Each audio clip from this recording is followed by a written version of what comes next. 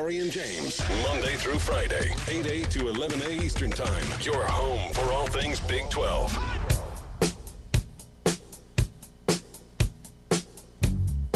It is a Fanatic Friday here on Big 12 today on Big 12 Radio.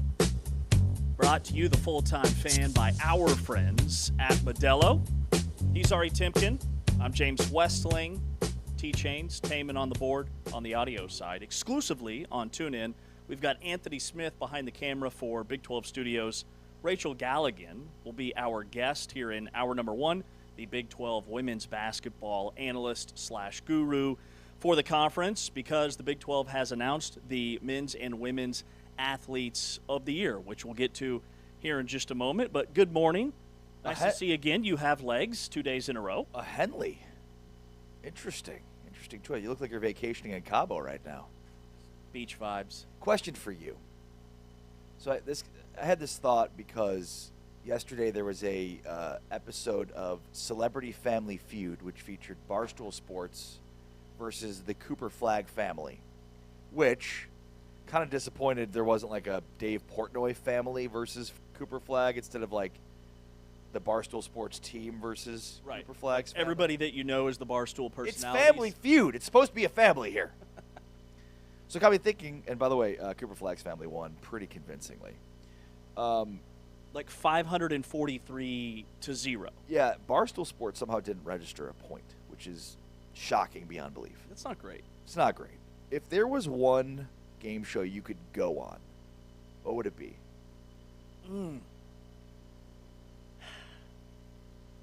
Am I creative enough to be part of this game show? The answer is no.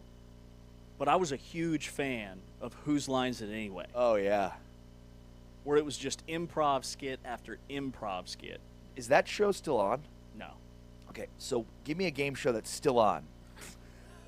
I thought this was like a trip down memory lane. No, this is like, this was could happen. Nostalgia. Yeah, no, absolutely not. Give me a real game. Yeah, there's one answer. It's The Price is Right.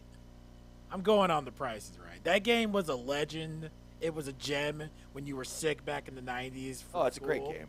And it's still great today, and nothing's changed. It's amazing. Well, that's a classic. Like, the first three that popped into my mind were Family Feud, Price is Right, and Jeopardy. Are there even any other, like, contenders right now? Yeah, Jeopardy that's a no-go for me and for most people I know. That's a tough one. Yeah, there's plenty of game shows going right now. Deal or No Deal? Yeah. But, I mean, you just touched on the big three. That's probably the answer. Mm-hmm. Family Feud, I get too annoyed with, like, my family messing up, even though I'm sure I'd be the worst. I feel like it is The Price is Right. It's funny because my youngest son, when he's 18, we're flying him out to California to put him on The Price is Right because he kills it on that show. He's studying prices at the grocery store. He comes back, he's watching. He's got a pretty good sense of things. It's like, can't even balance a budget. How are you doing this? Wait, who is this? My youngest son. Your youngest son? Yeah. Wait. He's got like a Rain Man attitude towards The Price is Right. That's amazing. Yeah. Get him out there. I mean, I think you got to be 18. Oh, shucks. I don't think they're going to let an 8-year-old on The Price is Right, although that would be great. And one last thing on The Price is Right. Was Drew Carey ever funny? He had a window? Because I'd love to host The Price is Right and be just a little bit funnier than Drew Carey, which would make the show a lot better. Because he's not funny at all in the show. Right. Show is not funny. I mean, not like he should be, but he is a comic, yes? Uh-huh. It's kind of his thing. I thought so. Maybe he just hates his job. He's just there for the paycheck. I was always trying to think if Bob Barker was funny, and at times he was, but yeah. he was also kind of like the straight guy, so it made things he said that were funny even funnier, and Carey just doesn't say anything funny because he's not funny, and I was like, was he ever funny? Right. The difference is Bob Barker is just likable, and Drew Carey is not. Like, full stop. He's just unlikable. Yeah. Yeah, that's it. So I think I've shared this story with you, Tame, and I know you haven't heard it, but we had a neighbor that auditioned for and got selected to be on Wheel of Fortune. And so the guy had enough. That's the one you didn't name. Yeah. That's still on. Yeah, it's a classic. So this was several years ago. this guy had enough like leeway that he had basically like 6 months to prepare, and he went full Rain Man. He was like breaking down strategies. He was watching old episodes to try and figure out like how many vowels there are and the likelihood that a vowel is going to be one of the first 2 or 3 whatever. And he got on the show and he crushed it. He had like it worked. He had a historic run. They won like $60,000 in a trip to Disney World. Wow. Yes. Yeah, Wheel of Fortune may be my answer. Okay. Yeah. Great at solving puzzles. Not really. Like a little bit. And it feels like the Wheel of Fortune's one where like you can get made fun of pretty easily for being really stupid. Oh yeah, like that's like the number one like meme show, I would say. Yeah. There are some that are so obvious and they just totally whiff on. Awesome shorts, by the way. Thank you. I was waiting for you to say something about my shorts. I know. Every time you wear them, I have to make a comment. KU's got to make that like their full set. You think? Yeah. I like this being kind of like an alternate. Okay. KU's got some sweet digs. Appreciate I you will saying say. that. Like, Thank you. I was at Dick's Sporting Goods in Kansas like a month ago. They had like every single KU jersey for every uniform set that they wear for sale. And I was like, man, these are sweet. If only you had a friend that is a KU alum that would really appreciate. They're like $150 just laying around to bring you back a set. Thought about it. So Taman's rocking his Cowboys jersey. All right. Yesterday at my son's basketball game. Were we told to wear jerseys today? No. Okay, got it. No, but you kind of did. Yeah, true. I obviously didn't understand the assignment. No, and you made the assignment. Right. If I was making the assignment, full fail. But yesterday they had like a jersey challenge. Every Thursday, the last day of camp, you wear your favorite basketball jersey. He was rocking like one of my jerseys from the 90s, a vintage, authentic Shaquille O'Neal Orlando Magic jersey. Pinstripes? Oh, yeah. Oh, that's a good set. Blue numbers, Orlando, kind of slanted in italics. I thought that's a slam dunk. Yeah. He can't not win. Yeah. Well, they didn't even announce a winner, but that's not really the point. My question is, if we had a Big 12 Today jersey challenge, what's your number one jersey that you're bringing to the table? Like that I own? Yeah. I'm not really a big jersey guy. Any sport. I swear I've seen you in jerseys on this show. I don't think so. Maybe it's just the White Sox tee that kind of looks like a jersey that I'm thinking. Yeah. Do you own any jerseys? I do. I never wear them. I mean, I have like the 1983 Winning Ugly White Sox jersey that I have the shirt of, which is a cool one, but it doesn't have a name on the back. It's sort of empty, which makes it feel kind of incomplete. Plus, it's stained. I never wear it. I don't know. I feel weird in jerseys. It makes me feel like a kid. Nothing Yeah. against people that wear jerseys, but it makes me feel like I'm like 16. Yeah, no, totally. I get that. And there are some that have like a hard rule that once you hit a certain age, you shouldn't be wearing a jersey, which I bought into for a long time. And I don't even care about, like, honestly, I don't care about that. It's more of like, I don't know, I just put a jersey on and I feel like a little kid. You're like, I feel like a clown. Taman, do you feel like a clown today? Absolutely not. I said little kid. You said clown. Little kid clown. I don't. And I'm not I making will fun of wear a Taman. A lot of people wear jerseys. I will wear a jersey when I'm 65. It's a me problem. It's not a him problem. Right. Okay, so Taman, what's your number one jersey? Probably my Dirk Nowitzki 2011 NBA Finals jersey. Okay. Has the trophy on the side. Remember how they used to have the trophy on the? Do you rock a basketball jersey I will. Yeah. without a shirt underneath? I will. Oh, yeah. Oh! Way. I gotta show off the tats. That's the like, only way to wear them. Gotta show off the tats like it's the 90s, early 2000s. I'm surprised you don't wear more tank tops. Yeah, I've got two that I rock quite a bit. Yeah, wear them to the pool, wear them around the house. I've got a Steve Nash, like throwback Mavs jersey, blue with the old green numbers. And then I have a Kevin Garnett Timberwolves jersey that's from like the early 2000s. But I get them, of course, fully stitched, authentic. And by authentic, I mean I rip them off of some China warehouse sale for like $15. But they look legit. The sizing's very inconsistent. You never know what you're going to get. Right. And so is the craftsmanship, we'll Yeah. say. Mhm. Very consistent as well. So I can't like highly recommend it, but I'd probably rock one of those. I'd go KG or Steve Nash. Do you have any K-State jerseys? Yeah.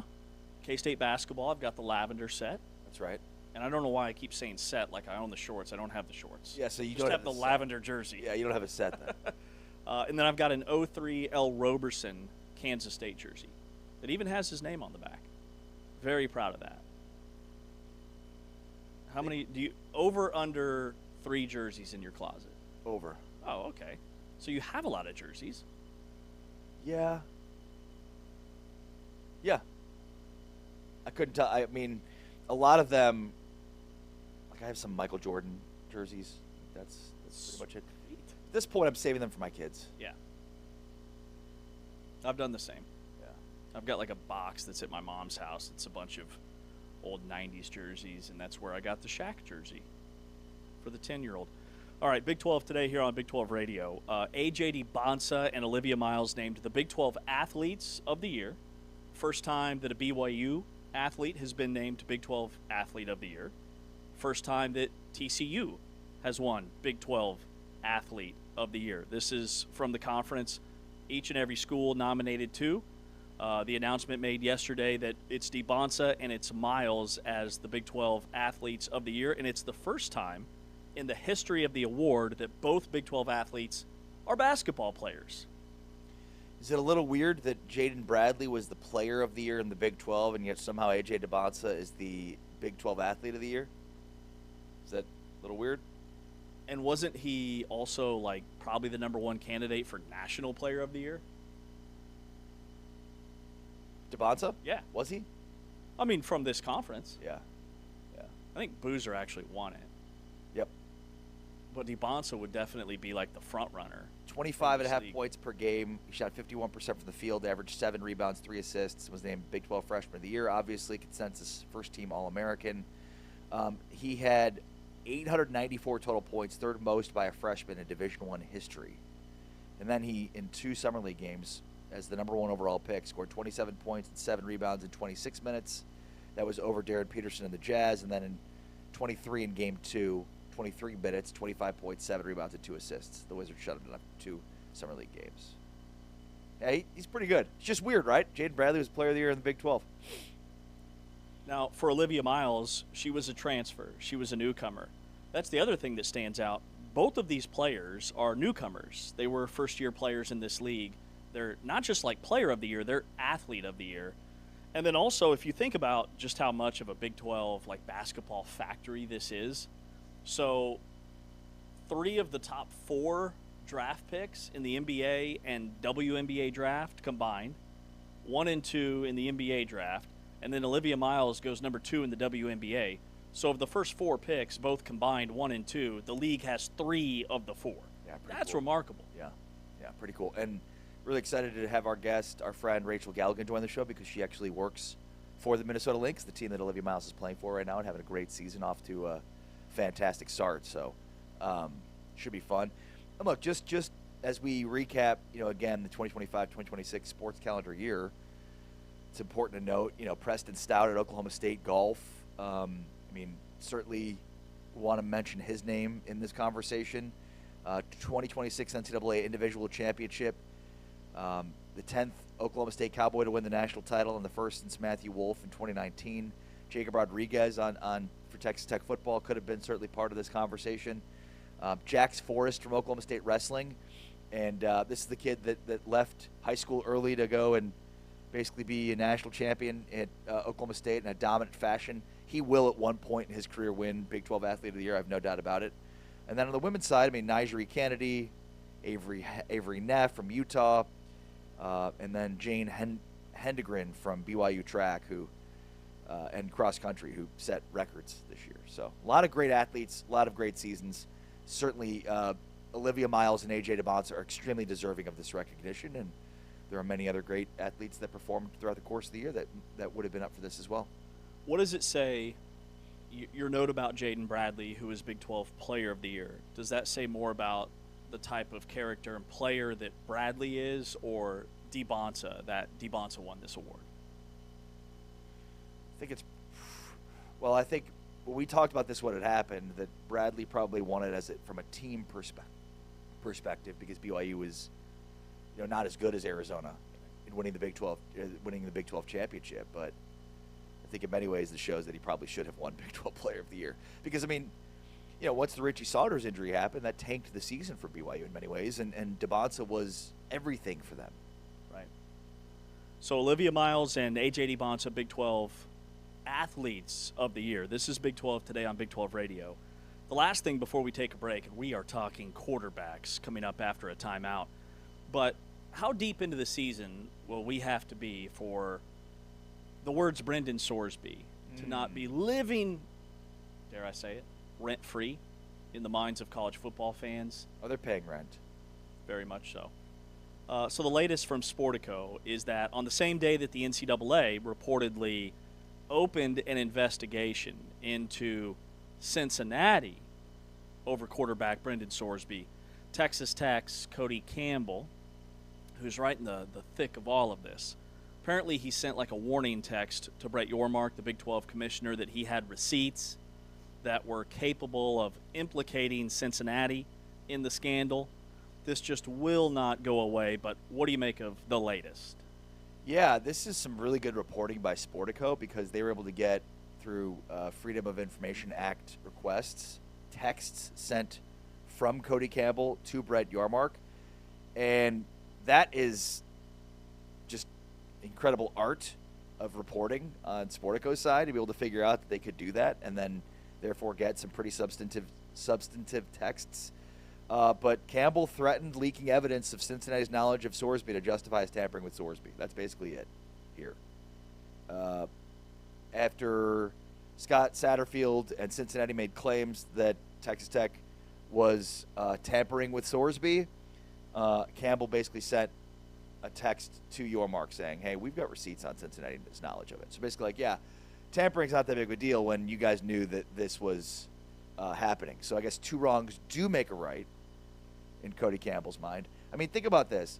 Here is Cody Campbell. This is the good guy in a broken system.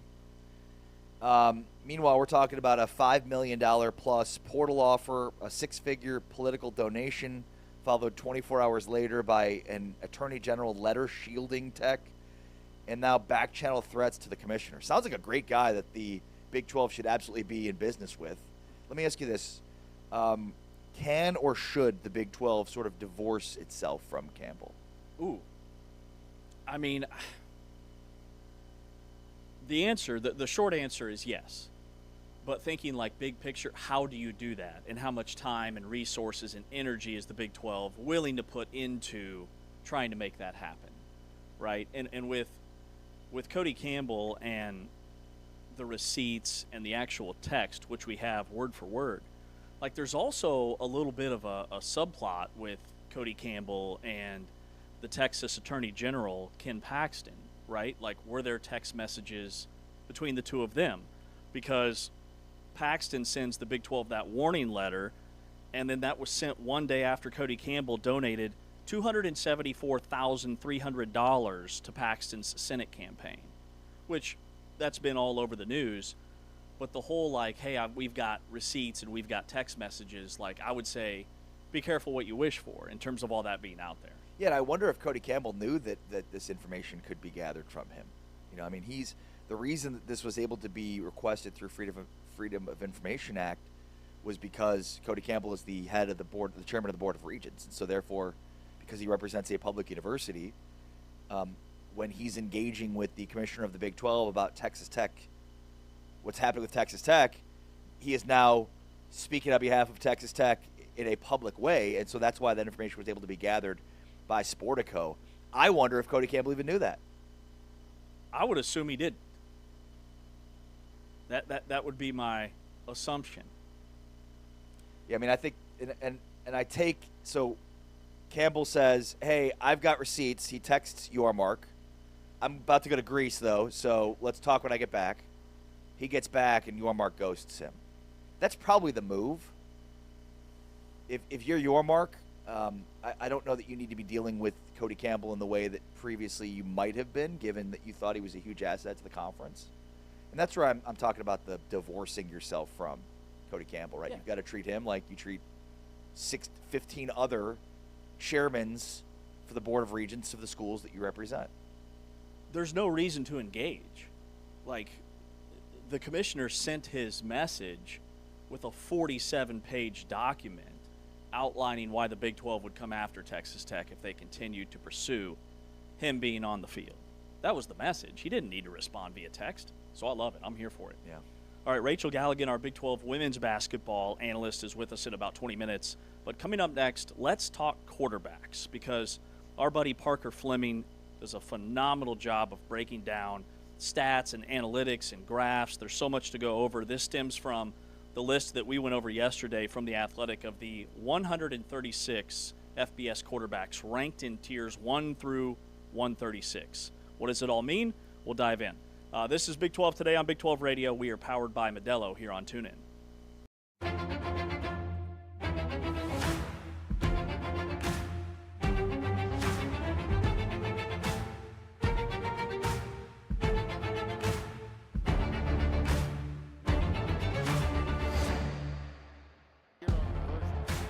Jackson's in trouble now.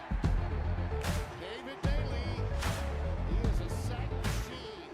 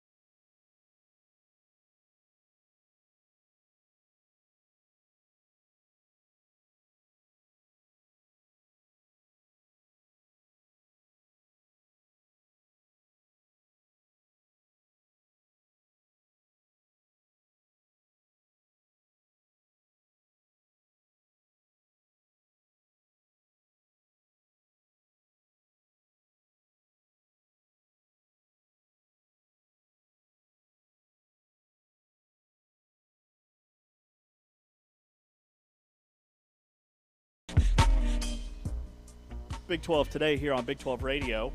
This is the Big 12 Conference. This is a different league. We are brought to you by Modelo, where there is no off-season. The off-season only means research. Also, all of our new studio swag is powered by Rally House. Thanks to our friends at Rally House. For the merch, you can visit rallyhouse.com. Get your team merch now. They've got a ton of pennants and bobbleheads and T-shirts and hoodies to get you geared up for the college football season. Jerseys. And jerseys. I just felt like a natural way for you to. Never mind. Like it's jersey season. Is it? Is it a Jersey Friday? Because No. they have jerseys. You're not. Taman's the only one wearing a jersey here on Jersey Friday. We should make that a thing. We'll make that a thing. Rachel Galligan, our Big 12 women's basketball analyst, is with us here in about 10 minutes. So yesterday we went through this list of Big 12 quarterbacks from The Athletic, and not just Big 12 quarterbacks. They ranked all 136 FBX quarterbacks, and then they grouped them into tiers. There were only 8 quarterbacks in Tier 1, and the Big 12 had one with Drew Mestemaker at Oklahoma State. And they compiled their list by talking with assistant coaches, talking with NFL scouts, NFL general managers. There were a lot of factors that went into this. So smart people. People a lot smarter than the guys writing and guys like us. Yeah. But one guy that's really good at breaking all this down, and if you're a visual learner, Parker Fleming is amazing. He put together so many graphs. Don't even know where to begin. 4. 4 graphs. 4 very detailed breakdown graphs. Yes. The first graph just kind of shows where all the quarterbacks play out visually in terms of within their conference. Yes. The Big 12 is clearly number 3 behind the SEC and the Big 10. Significantly higher, I would say, than the ACC, but what do you gather? Well, yeah, I mean, there's just a level of consistency, we'll call it, for the Big 12. So the Big 12's is like nobody elite, but nobody at the bottom. It's basically most are average to a little bit above average and a little bit below average. But basically, like, there's a grouping of Big 12 quarterbacks sort of together, which makes sense. When you think about, like, the top passers in the Big 12 from last season, Josh Hoover, Sam Levitt, Brendan Sorsby, all elsewhere or not playing. So with one elite quarterback, and then you have Noah Fafita in Tier 2. After that, this really painted the picture for me that, like, quarterback spot number 3 through, like, number 9 or 10, there's basically a grouping of 7 or 8 quarterbacks where, at least going into the season, we're splitting hairs. It's who's going to emerge from that pack of Devin Dampier or Bear Bachmeier or Avery Johnson or even Jaden Craig, because all of these guys in the Big 12 are sandwiched really close to one another, and that's where you see the most separation from the Big 12 and the ACC, is in that middle grouping where the ACC has more high-end quarterbacks and then just a massive drop-off. Yeah, and I think it's also important. So one of the other graphs that Parker Fleming created was the tiers versus the offensive SP+. And that one's really interesting because so Oklahoma State has the best quarterback based on tier, but according to the offensive SP+ from Bill Connolly, they have some of the worst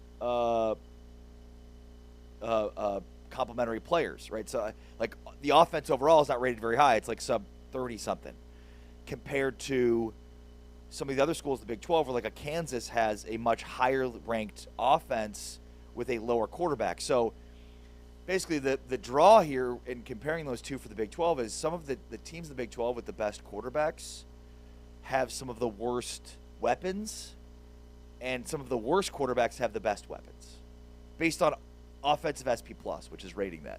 I also think, like, there's a chance that Oklahoma State is misevaluated from SP+ because it's not taking into account all the experience that those players have together at North Texas. And how much weight do they put into, to your point, chemistry, camaraderie, and then, like, if you're evaluating Oklahoma State collectively as an offense, how much of that is Drew Mestemaker and Caleb Hawkins and Wyatt Young and then everybody else, right? Yeah, and just sort of to summarize, because there's 4 graphs, we mentioned a few of them. So there's the tiers versus the offensive SP+, the conference curves, the surrounding cast, so that measures each team's offensive SP+ against its quarterback's tiers average, and then the tiers versus the schedule strength.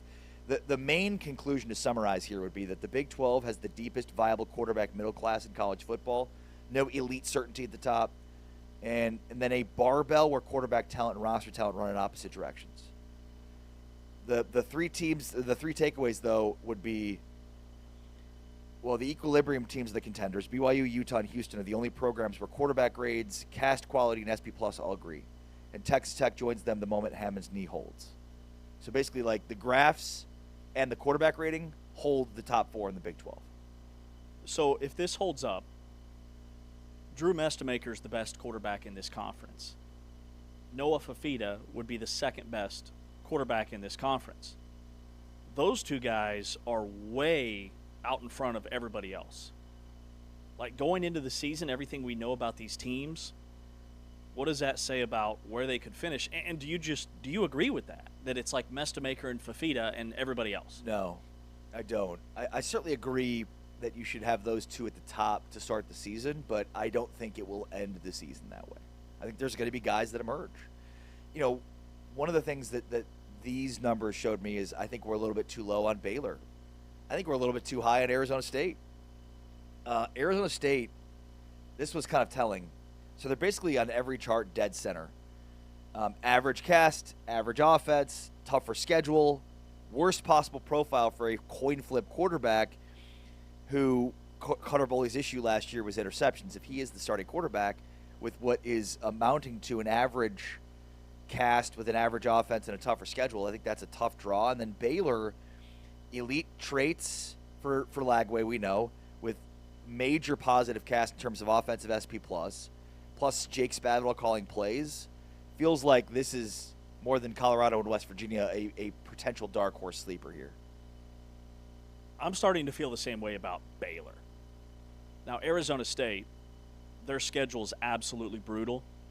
They could go 8-5 with a much better football team than they had last year because of a non-conference trip to College Station to play Texas A&M. They've got to play Kansas State on the road. They've got to play Texas Tech. So they've got a tough slate. But with Baylor, like, coming into the season, if you were to look at, okay, revamped defense with a new defensive coordinator who's very proven and proven within this league, top 30 defensive efficiencies the last 5 seasons. When you think about the skill and the profile that they have at a position where they've had a lot of success with Sawyer Robertson, DJ Lagway is the headline, and there's probably not anybody better out there that would be a better fit. With his dad being a Baylor guy, grew up in the area, played high school ball in the state of Texas, very familiar with this conference and the program, right? Then you get your star running back, who was one of the best running backs in the league 2 years ago, had to miss all of last season, in Dawson Pendergrass back. You load up in the trenches on the offensive line. Like, if there was a formula for success in terms of what they've done in the offseason, I don't know that they could have done it any better.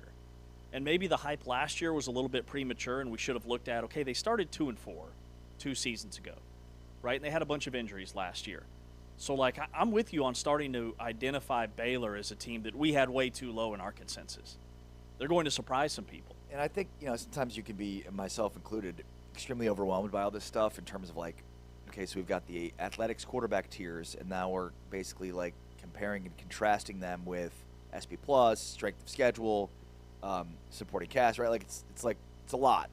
Ultimately, though, like, you and I, more than anybody, have spent the last 6-7 months talking through everything associated with this conference.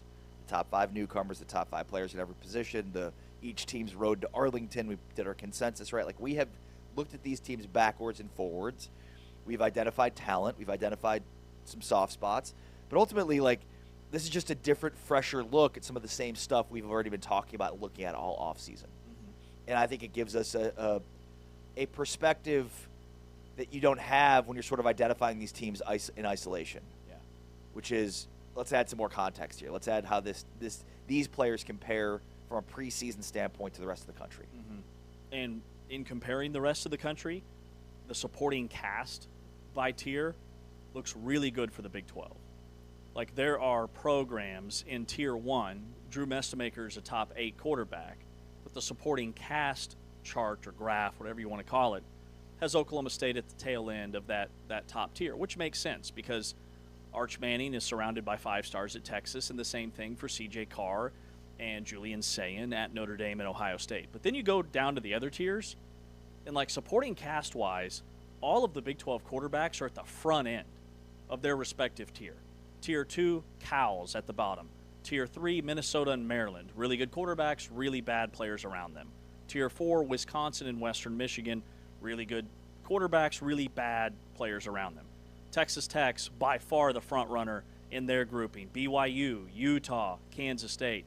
All of those schools, in comparison to where their quarterback is and what tier they're ranked in, they have a much better supporting cast than the other teams from other leagues, which says a lot about the depth of this conference. Yeah, just some more observations on that. Kansas has, the worst quarterback in the Big 12 according to The Athletic, but yet the supporting cast thing makes a huge delta. So again, sort of like the best quarterbacks have the worst supporting cast and the worst quarterbacks have the best supporting cast, which makes for an interesting dynamic. Colorado, who's one of my surprise teams, they have the panel doubted their quarterback. I mean, where's Julian Lewis? The quote on Lewis from one of the scouts was like, nothing popped on film from him. Plus, they have a below-average cast with a pretty difficult schedule. The whole dark horse case rests on the fit of their offensive coordinator, which I believe is a really good fit, and a running game that's really never been any good. Mm-hmm. Really bad. Just saying, like, these graphs make it look like Baylor's the dark horse and Colorado is not in any way the dark horse. We'll see. And West Virginia is, of course, your call, which I think still stands. Above average cast, and the cast is Cam Cook, the FBS rushing leader, a Tier 6 quarterback, and Run First Rodriguez identity. It's pretty coherent. So I think there's a good path there for West Virginia, too. We'll see. TBD. Rachel Galligan is our Big 12 women's basketball analyst. She will join us coming up after this break because Olivia Miles, the TCU guard, wins the Big 12 Women's Athlete of the Year. He's Ari. I'm James. This is Big 12 Radio, brought to you by Modelo, exclusively on TuneIn, and you're watching us on Big 12 Studios. Zeroes in, flicks the wrist, and Royer is wide open. Wrestled down inside the 20. Runner in the backfield on 3rd and long. Sorsby off the back. A great teammate, a great leader, doesn't talk a lot, but he's very trusted. Joe Royer on the inside. Sorsby into the end zone. Joe Royer, first touchdown of the day. In this building, including myself, thought that Corey Kiner was going to get the football. They take it to him. He got deep. The leg. Pass, touchdown to the tight end, Royer. There's a flag, though, in the end zone. It's clearly offside because you got a guy running on the field. They made a play the entire play with 12. Off the field. Sorsby hangs in and delivers. Joe Royer. Watch Joe Royer here working in the middle of 3. Just goes up, sees his quarterback in trouble. Defender falls down. Nice job going up, making the play. Taylor Davis. Open in the flat, Sorsby the other way. Pass is caught, Joe Royer to the end zone. And a hop, skip, and a jump. Joe Royer was on the opposite side of the line of scrimmage, and so he runs across the formation. The defense not only is it allowed, does it get him. Through 6 weeks of the season, and Baker Mayfield might MVP. Here's Joe Royer who breaks a tackle. Joe Royer, touchdown. Warrior, all he does is turn around, sit, show hands, and then he makes one guy miss and land in Cleveland, and he races to the end zone for the touchdown.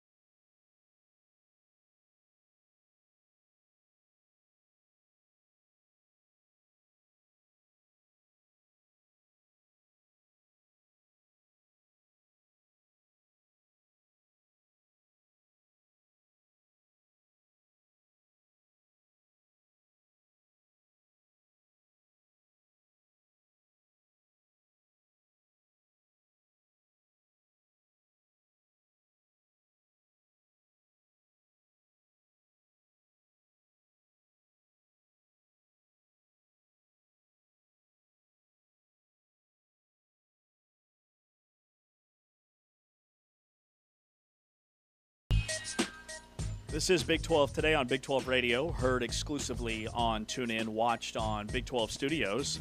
Alongside Ari Timken, I'm James Westling. The Big 12 has announced the Athletes of the Year with A.J. DeBonsa, the first Athlete of the Year winner from BYU.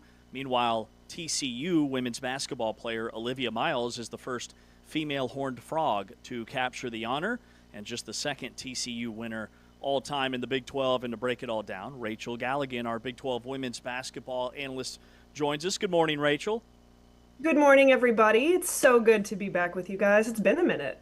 Have you seen all the social media content creation from Oklahoma State?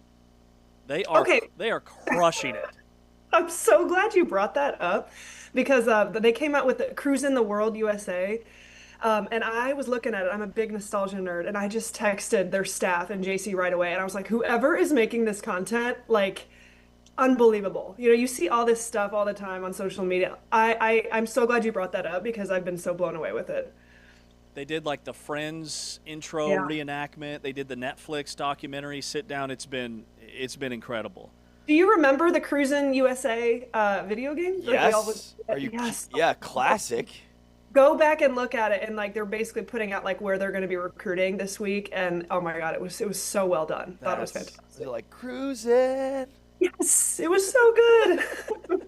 Sounds exactly like that. Yeah. All right. I was gonna sing it, but you didn't. You didn't want to hear that. Cruising the world. Yes, there it is. Please, more of that. Could you do all of this interview in that tone? I would be a big fan. You don't even know. Do you even cruising, bro? I don't even cruise. Yeah. You don't cruise. So Olivia Miles, like, she had big shoes to fill this year at TCU because Haley Van Lith was such a star. Miles steps in as like the next point guard, combo guard, transfer, big name. She certainly lived up to the hype. What would you say about the season that she had? I mean, first off, just what an honor that we had to be so close to it and an opportunity to watch her so much. And I want to give her a lot of credit. I think people don't talk enough about how difficult it is to leave a situation where have a lot of consistency you've been at for 3 or 4 years and then transfer and go to a whole new program and adapt that quickly.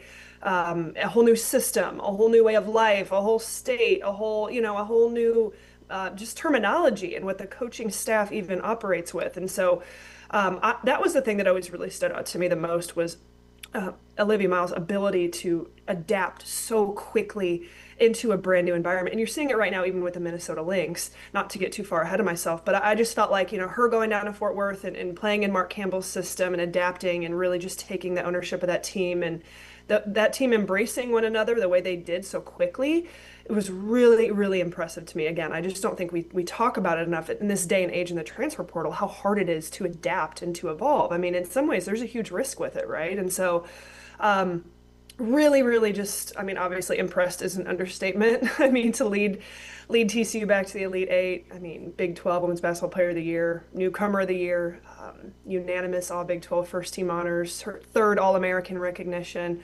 And then the Bob Bowsby Award. I think this is impressive too. I mean, that's the award that's given to student athletes who exemplify leadership and achievement on and off the field. And so to like just sweep those awards and to be the Big 12 Athlete of the Year, and I mean, just getting it done in the classroom and on the basketball floor, which I think is just incredible. I wish we had more time with her in the Big 12, I'll be honest.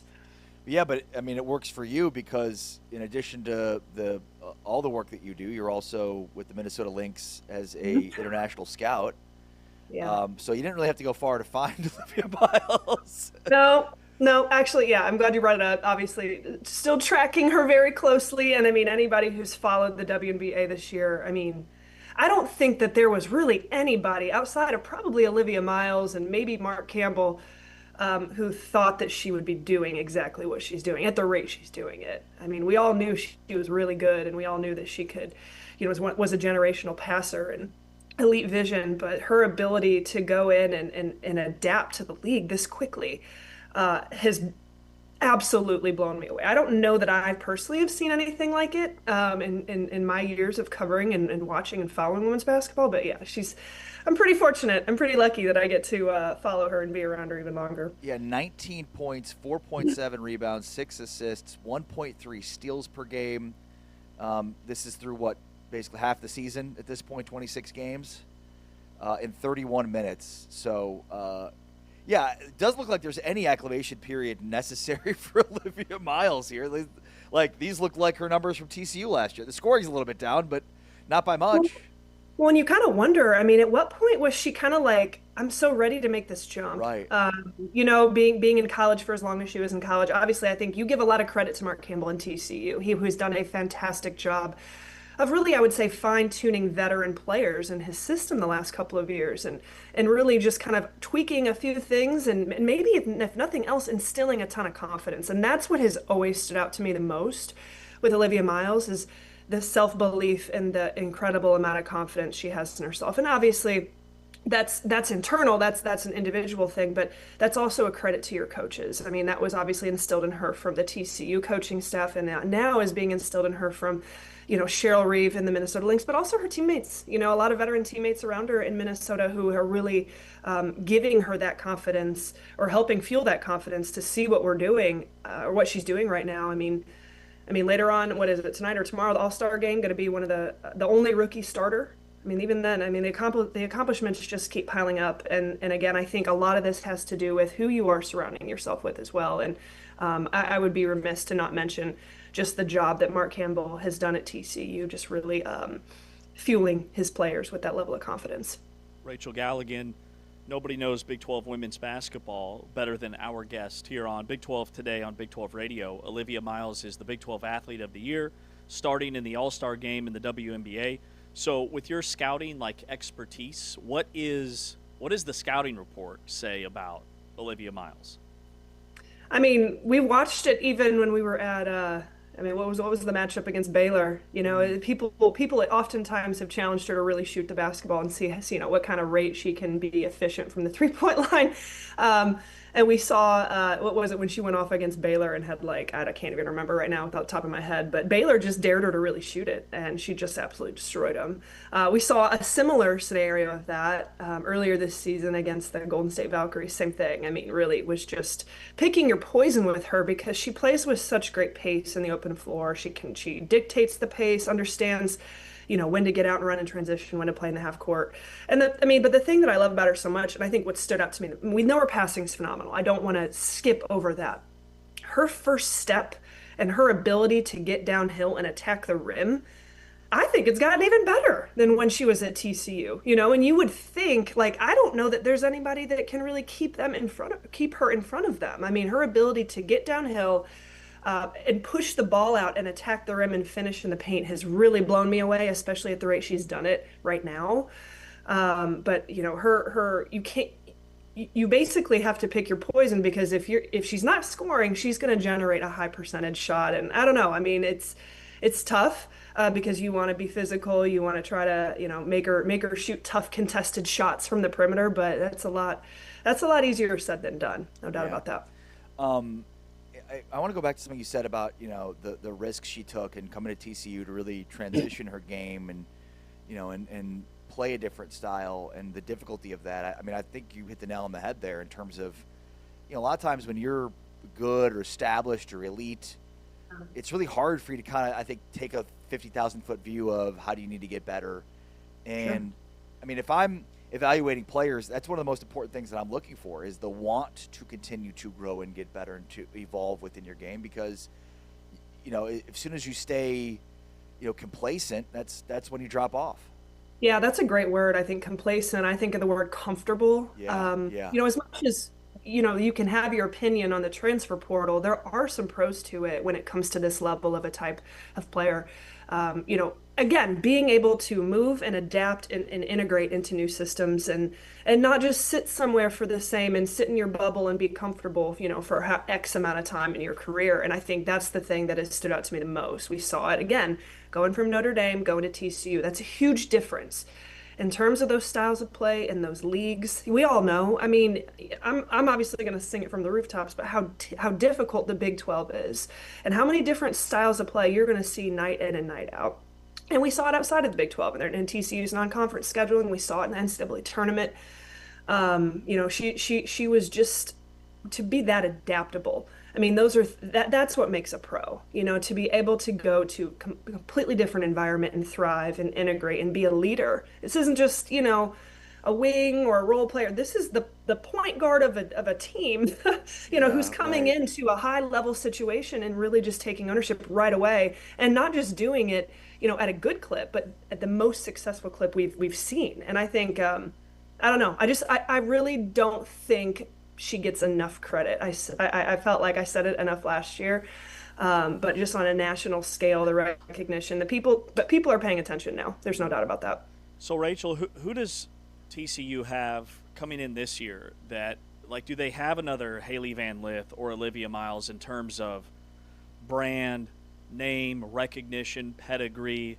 Like, they've hit back-to-back seasons on bringing all of that to Fort Worth. Is there another, like, transfer even in that same ballpark? Yeah, I mean, they did a really good job in the portal. I don't know that you had the splash name of Haley Van Lith or to the pedigree of an Olivia Miles. But bringing in, I mean, I guess I could start with Jaden Wooten coming from Oklahoma State. I mean, we know that that's a high-octane offense in J.C. Hoyt's system. We know that Jaden Wooten can absolutely go off.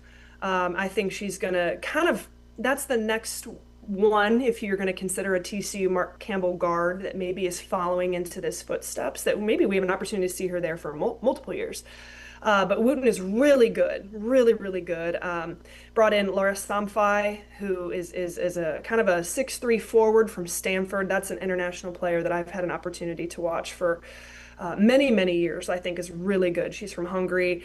And I mean, then you have a freshman. Well, I'm trying to remember off the top of my head. You've got a freshman coming in from Belgium that I think has a lot of potential, but she's going to need to learn and grow behind. I think the big name is going to be Clara Silva.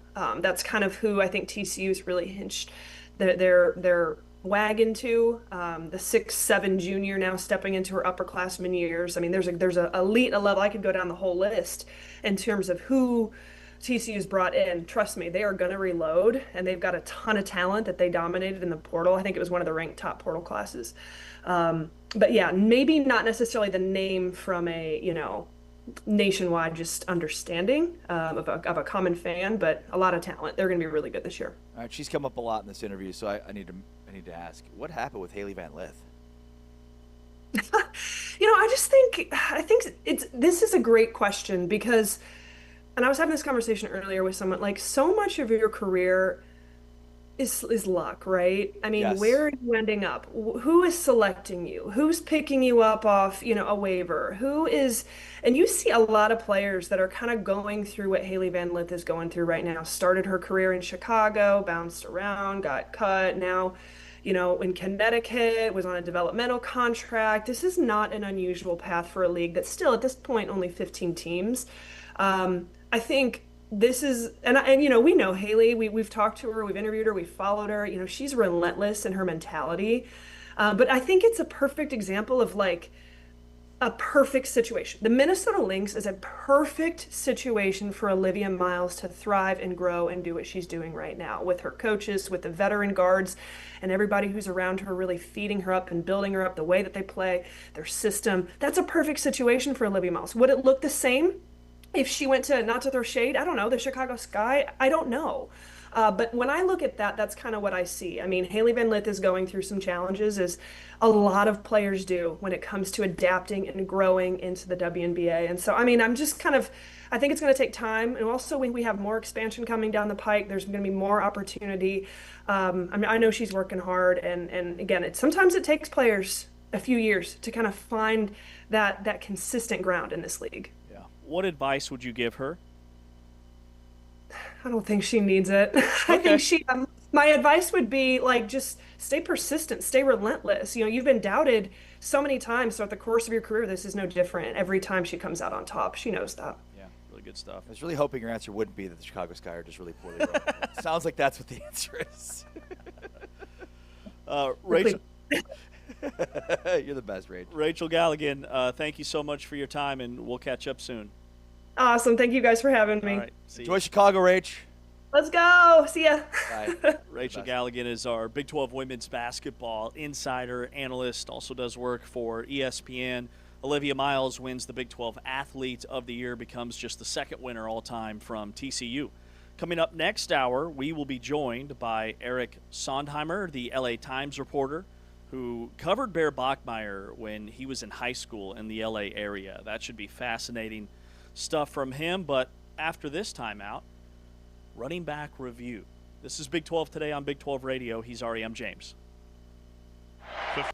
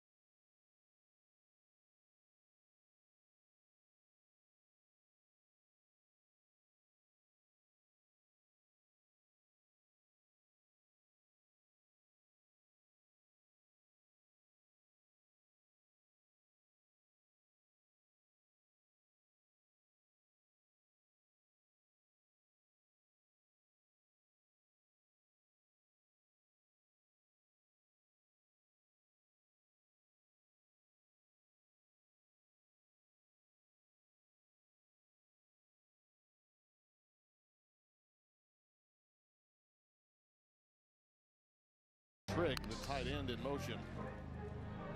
And a quick slant again that's caught, and look out. Kobe Prentice, his second catch of the early hours of this one in the evening. Yards. The one miscue. Oh, no miscue there. Touchdown, Kobe Prentice. His 6th of the year. Only 17 catches. All he does is catch touchdown. Offset right as Robertson begins his drive, steps up in the pocket, he pushes vertical, that's complete!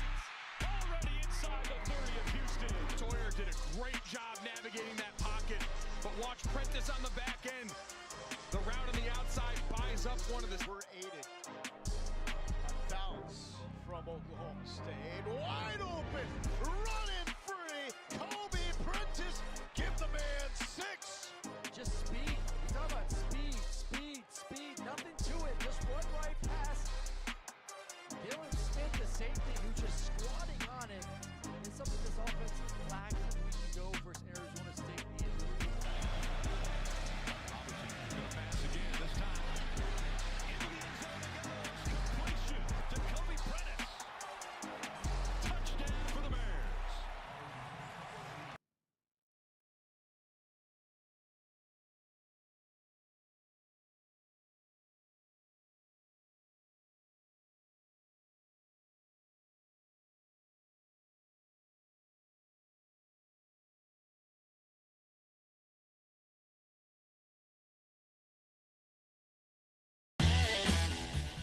Kansas State's Joe Jackson will be part of our Big 12 Football Media Days recap next hour as we look at Oklahoma State and Kansas State. We'll play some audio from players and coaches that we sat down and spoke with at Big 12 Football Media Days a couple of weeks ago up here in Frisco at the Star. Just had Rachel Galligan, our Big 12 women's basketball analyst, on the show because AJ DeBonsa and Olivia Miles, a pair of basketball players, win Big 12 Athletes of the Year.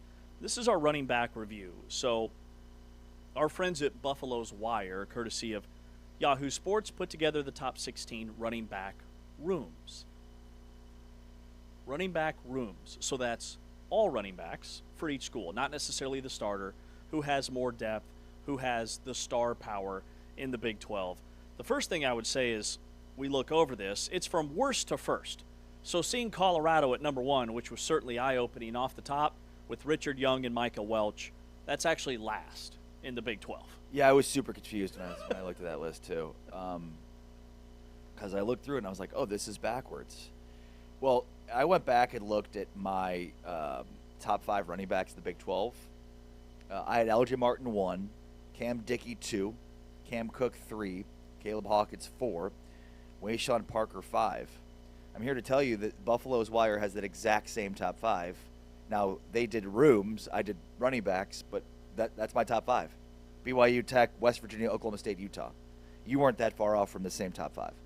So if you have the top 5 lead backs as also a part of the top 5 rooms, it tells you those 5 teams could have dynamic rushing seasons because even some of the backups for those guys are really good.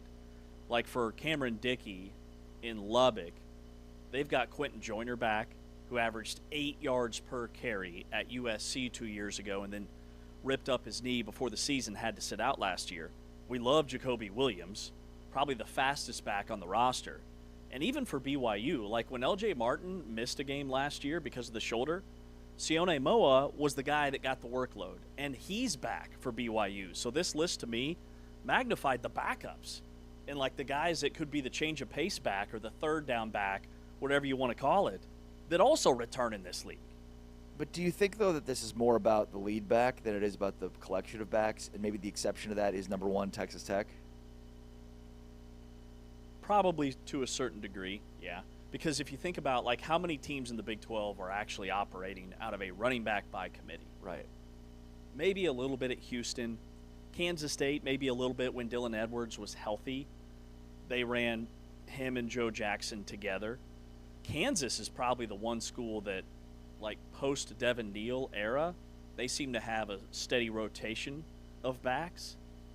And with Andy Kotelnicki, even, like, pre-Devin Neal, it felt like whoever was running the football, whether it was Highshaw, whether it was Williams, like those guys were just eating up chunks of yards. And then maybe Arizona would be the other one that seems to kind of split their carries, at least they did last year. And the one thing that I think this illuminates to me, and maybe it should have already, but as much as we look at the quarterback grouping and wonder who's going to, end up at the top, there's a lot of question marks, and a lot of it's average to, above average or below average play from the quarterback. It feels like this is an elite position for the Big 12 this year.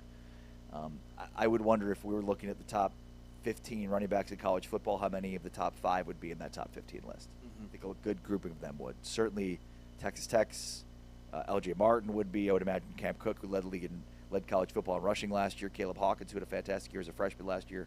Like, I would think all of those guys would factor in. I count 7 guys that have had 1,000-yard seasons at some point in their career. Now, I included Mekhi Hughes because he did that 2 years ago at Tulane. But 7 of your 16 already hitting 1,000 yards speaks volumes about the talent. And then the backups. Like the backups in this league, Rodney Fields was Oklahoma State's top rusher last year. He's going to be the backup in Manhattan for K-State behind Joe Jackson. Omri Latimer behind Cam Cook. He's only a freshman, but he has a ton of high school accolades. He was a really highly touted recruit. And then at Oklahoma State, the other one that I missed, behind Caleb Hawkins, they've got Ayu. Adai? Thank you. Adai. Ayo Adei, who I should know how to rattle that off the tongue. I called some of his games, but I forget. But like 2 years ago at North Texas, this is another one of those like reunion pieces because last year he transferred up to a power conference and he was a backup. But 2 years ago at North Texas, he was their lead rusher and had ridiculous numbers where he averaged like 7 or 8 yards per carry. So for him to be the backup to Caleb Hawkins, that was new to me. And then with Baylor and Pendergrass coming back off the injury, Caden Knighton was their number one back when Bryson Washington missed time last year due to injury. Any disagreements with the way these teams are ranked and kind of, I guess, if we were to put them into tiers? I mean, no, because again, like I go back to my top 5 running back list, and this is exactly the same list. I think, beyond the top 5, we didn't rank beyond the top 5, but I certainly would have Joe Jackson in the mix for Kansas State right there. Mekhi, like I would probably go the exact same top 8. Then I might differ on he has Cincinnati at 7. I might put Arizona and Arizona State a little bit higher. I probably would put Kansas a little bit higher. I'd probably move Cincinnati down a bit. So I think most of my disagreements with this list would be probably after Baylor at 8. Or 9, excuse me. Yeah. It's backwards, so it's extremely confusing. Worst to first? When I opened up this link and I saw Colorado number 1, and I was like, huh? I did the exact same thing. Are we looking at the same? What year is this? Is Rashawn Salam on the Buffaloes? Who was it Chris Brown, like their big, like bruising back that they had in the early 2000s? Yeah. He was really good. Salam was a Heisman Trophy winner. But Arizona State having the second worst running back room in the conference, that's a no-go for me. Kyson Brown, if he's healthy. Demaryius Robinson. Like, I look at workload, previous stop, yards per carry, all those type of things, which is why if I'm with you on Kansas too, Dylan Edwards still owns the K-State bowl game rushing record. He had over 250 yards. He was a lightning rod. Nobody could tackle him. And Yassine Willis is super underrated. He was in a bad offense last year. He's 235 pounds. At Syracuse, he still churned out over 5 yards per carry. I would probably have UCF, their running back room, I have a lot of questions about. Their lead back is supposed to be Landon Chambers. He's a transfer up from an FCS school at Central Arkansas. I don't know much about Duke Watson other than he was hurt a good chunk of last year. And Cincinnati's the other one. So I'm with you on like Arizona State and Kansas I would have higher, even Arizona, than those two schools. Is this the year of the running back? Yes. I mean, you look at the top 3, you could make a case that these are 3 of the best running backs, not just in the Big 12, but college football. Yeah, the entire country. Yeah. Like if we were putting together a national tier list, the Big 12 would have, I would think, at least 3 in that first tier, and maybe 4. Like where would we have Cameron Dickey? Would he be tier 1 or tier 2? Probably tier 1, I would think. I mean, you've got to have Dickey or Jacoby Williams in that conversation, right? And Dickey's the better one from a statistical standpoint. So L.J. Martin, Cameron Dickey, Caleb Hawkins, Cam Cook. Those are 4 of the best running backs in the country. Yeah. Also, I was trying to, coming into the show this morning, identify, like today's July 24th. All right, it's July 24th. We're not quite to August when it really ramps up. We talk a lot about list season. What season are we in right now? It's a great question. We are not in list season. We are not in list season. Yeah, we're past list season. List season is firmly February through June. I would call this extreme season because this is the time of year for the extreme takes. It's the final jockeying and positioning. I mean, there's media day headlines. There's a ton of news. It's the final piece of the offseason. But it's we've reached the point of the time where we've had a very long layoff from football. It's caused us to go a little bit crazy. And so we enter into extreme season. Bold takes only. Extreme takes. Extreme takes. You have to forgive us. We've been without football for a very long period of time. We're going crazy. So this is that time of year.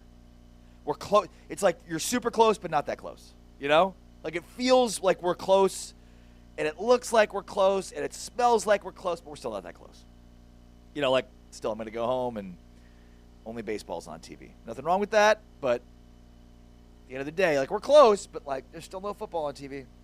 And we were just talking yesterday, post-show. We're like, when is week 0? We had like August 12th in our brain. We thought it's got to be around the corner. Week 0 of the college football season for this year starts Saturday, August 29th. So we're still like more than 30 days out. Just a scotch more, like a week, 30 days. So we've got 5 weeks. Ish. I call this, I think this is best shape of his life season. Oh, yeah. He's in the best shape of his life. Nobody enters camp in medium shape. They enter camp in the best shape. Yeah, it's great shape. Everybody's added at least 10 or 15 pounds of muscle. Everybody's great faster. Weight. Great weight. Remember Kansas State last year? Oh. They were lifting like the craziest lifters ever. They added 700 pounds. Cumulatively. Basically a Mini Cooper of weight to their program. Pure muscle. That had to be something that had to be one of the more, I don't know if it was ridiculous takes, but just like telling us how much total cumulative weight the team added was sort of ridiculous. And I remember hearing that. I'm like texting my buddies. I'm like, 700 pounds, guys. Break that down per player. That's at least 7 pounds per player. It's a metric ton. Some guy lost some weight. Some guys added some weight. Look at this. How many guys in the roster? 100? That's how many players? How many pounds per player? About 7, if my math is correct. 700 divided by 100 would be about 7. I'm a little alarmed that you didn't get that one. No. I got it. Yeah, I thought you were texting your friends about how much the 700 cumulative pounds is amongst every player. That's like 5 hamburgers. Man. The other thing that you talked about this yesterday, the just bananas off the wall stuff from SEC Media Days. It's not, I don't think it's been a good offseason for Sark. I don't think Sark has had the best offseason. I think the PR team. Somebody should tell Sark. Like, maybe let him know. He's stop. He's just delusional enough to not realize how bad of an offseason it's been for him. Like, he put his foot in his mouth and then double knotted the laces. So what did he do this time? Well, this time he called out specific players that they essentially had to cut. Oh, yeah. Yeah, but we knew stay this. below their salary. But we knew this already. Parker Livingstone, who was one of those players, I mean, he went to transfer to Oklahoma. Good for him. In an interview, that's what he said. Yeah. They didn't have enough money for me. It's a bold strategy, right? I mean, they went after more top-level talent through the portal than the players that they had. So they've, quote-unquote, added more talent, but what's more important, the cohesion and chemistry of the same players coming back for another year or more talent? We're about to see. Because the expectations for Sark at Texas are to win a national championship. Mm-hmm. And not just this year, but every year, and certainly this year with Arch Manning in this sort of penultimate year for him. It's also definitely we've upgraded our talent season. All the transfers that are coming in are better than the guys that left. It's optimism season, baby. That's it. We've never been in better shape. We've never had a better roster. All of our holes are filled. The culture is really taking shape now. We finally did exactly what we needed to do in order to really make this team right. But he called out four individual players that they had to let go. They cut. They had to stay under the cap. Which is also a funny thing to say. Like, you don't have a cap, Texas. Like, you're Texas. You know, like. What is your cap? $1 billion? Yeah, your cap. Oh, yeah. Of course, you had to wink, wink. You couldn't go above $20 million. Wink, wink. We had to buy one less Lambo for the guys. It's ridiculous. It's not a cap casualty, Sark. It's a roster casualty. Oh man, the stakes have never been higher. Can't wait to watch it crumble. Well, yeah, I mean, the SEC Media Day stuff is hilarious to me. In fact, some of the comments I heard from it's almost as if some of the coaches are trying to outdo the previous coaches from the days. Yeah. Like yesterday, it was like, honestly, with Lane Kiffin, I'm almost not surprised. Like there might be nothing that Lane Kiffin could say that would surprise me publicly. I haven't seen anything from Lane Kiffin because everything from everybody else has been so wheels off. Yeah. He's like the fourth most entertaining guy now. And he says wheels off things, but they don't appear to be wheels off because it's him. Oh. And all the stuff from everybody, it's nutty. All right, after this timeout, we will talk. Let's talk scheduling. It's schedule season. Who won the scheduling lottery of college football? By the way, I forgot to bring this up. I had to bring this up. So the Nick Saban quote is the best, okay? So they were talking about the Big Ten being the premier conference, and his quote was, "That doesn't mean they're better than us, and that doesn't mean that just because you win the championship that you have a better conference. It just means that you have one better team." Preach. Nick, just so you're aware, you're making the exact argument against the SEC being the premier conference when you were at Alabama because you were that one team. Yep.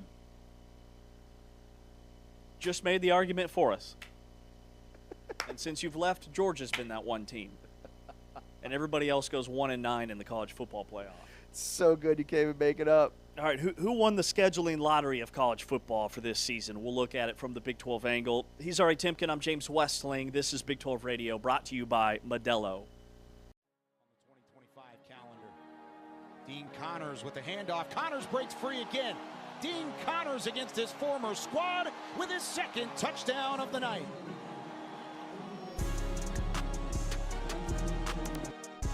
And maybe get a little overzealous and leave some room for Connor Wiggins. Fakes the QB draw. Oh, what a catch! Are you kidding me? Dean Connors stabs it with one hand. But the individual effort from Connors to get a hand on that one and bring it in, that's the kind of play that gets the sideline juiced. TCU stacks the edge, and look at Dean Connors go. Dino on the go. They've been on the field for a while. They want to stay on the field offensively. Whitman to throw. Connors. Oh, my God. He's got it. Trumped him. Room to run. Connors tripped up at the 10-yard line. The rest is all the big 4-4. Dean Connors up the sideline.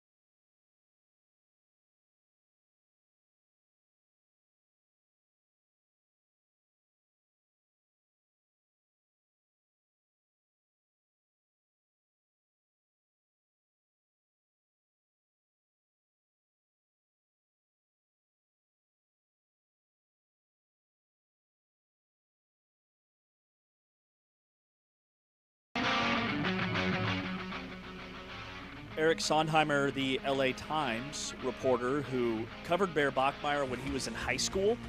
He's going to join us here in about 15 minutes on Big 12 Today on Big 12 Radio. But let's talk scheduling, because it's also the schedule makers didn't do us any favors season. When we start to break down these schedules, every fan base has one reason or another to complain. But you noted a thread on Reddit. How would you grade the Big 12's scheduling matrix 2 years in? And there's a big piece from The Athletic that we might get to about scheduling lottery winners and losers in college football. But this is a whole thread of college football fans from this conference, and we'd love to know your thoughts. Chime in on YouTube if you're watching us there. How do we feel about the Big 12 scheduling matrix now that we're going into year 3? Yeah, and this is from the Big 12 subreddit, so shout out to them. One of the moderators in the Big 12 subreddit asked the question, like, how do you feel? How would you grade the Big 12 scheduling matrix 2 years in as the conference enters year 3? First thing that stands out to me, for the love of God, is for some reason, for 100 years in sports, we called them divisions, and suddenly now, anybody who references divisions, they're calling them pods. They're pods. I don't really understand why we just had to make up a new word. They're pods. They're divisions. Why are they pods? This started happening when they started talking about bigger conferences and how we're going to separate the conferences. Should we do divisions? No. Divisions are old school. We used to do divisions in college football. Now we do pods. Because we listen to pods. I don't know. We use pods for storage. I rode in a pod on my way up to the Arch in St. Louis at like 8 years old. It was the most terrifying experience of my life. Very, very closed in and hot. Like, not good. Pods, college football insists on making up new names for things that have existed for many, many years. Week 0, pods. What's the 2-minute warning? Is the 2-minute... 2-minute timeout. 2-minute timeout? Don't call it a 2-minute warning. It's not a 2-minute warning. I almost got fired for calling it a 2-minute warning. It's not a 2-minute warning. On air.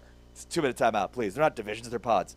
So that's my biggest takeaway. In fact, I just chimed in on the thread to make sure to mention that we just call them divisions. We don't have to call them pods. We don't have to do that. But basically, that was, I think, the prevailing sentiment from Big 12 fans in this Reddit subreddit was we should have pods. And so the one that was upvoted the most that people agreed with would be a pod, aka a division, featuring Arizona State, Arizona, Utah, and BYU. Makes sense. Another one with Iowa State, Kansas, and Colorado, kind of the old Big 8 without Oklahoma State. And then the other one would be Texas Tech, Oklahoma State, Baylor, TCU. And then Cincinnati, UCF, West Virginia, Houston. So kind of like the old American Athletic Conference with West Virginia mixed in. Now, the funniest part about that is I don't know that those divisions make any sense. Like, I could see the Arizona State, Arizona, Utah, BYU one making sense. I to some degree agree with Iowa State, Kansas, and Colorado. But the other two were kind of like, well, we didn't really know where to put everybody else. And I think, to me, this sort of illustrates the point of, yeah, you may say you want divisions, but ultimately I think what we have right now with a rotating system is a way better system. I also think, like, I'm not a big fan of divisions in sports as it is because it gives an advantage based on geographical location. Now, I guess the regionality to me makes a degree of sense because it helps with the rivalry aspect of it.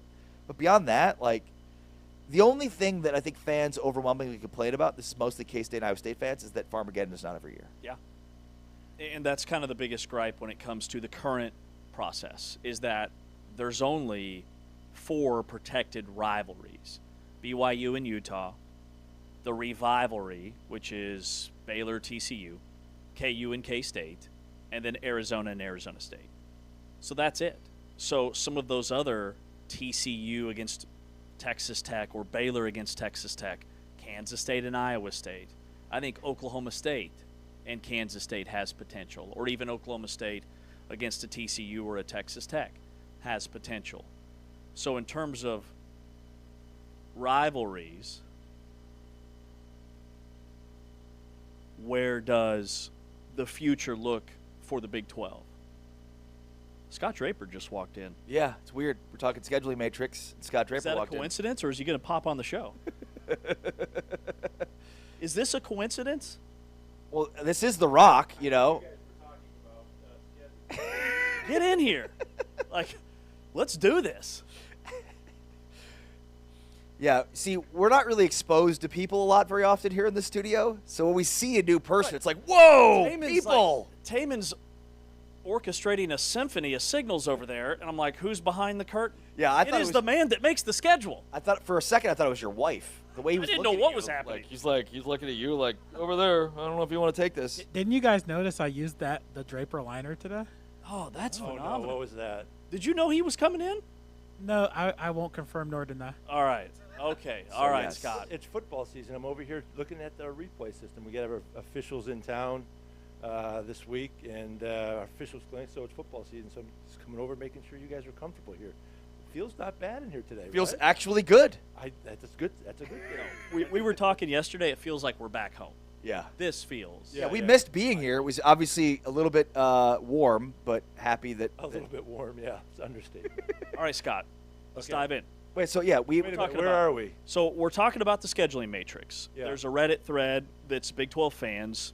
They mentioned that I think is there 4 built-in like rivalries every year, and then they're just throwing out ideas, talking about the matrix and pods or divisions as we call it, or just all the possibilities. So chime in. Yeah, so there are 4 permanent opponents. So that it's the two, the Territorial Cup, the Kansas State, Kansas game, BYU, Utah, and TCU and Baylor.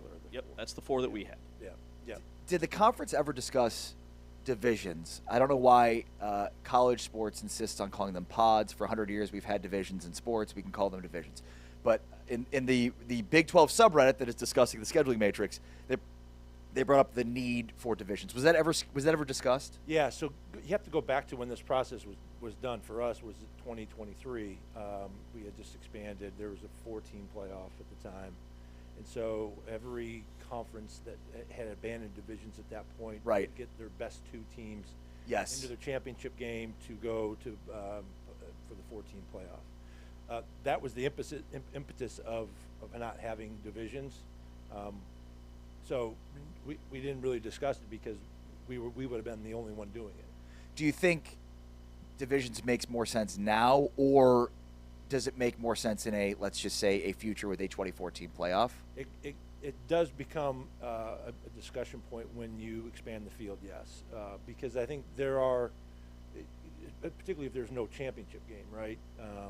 So I think it's something that we've talked about, but it's all in context of how big the CFP is going to be. Yeah.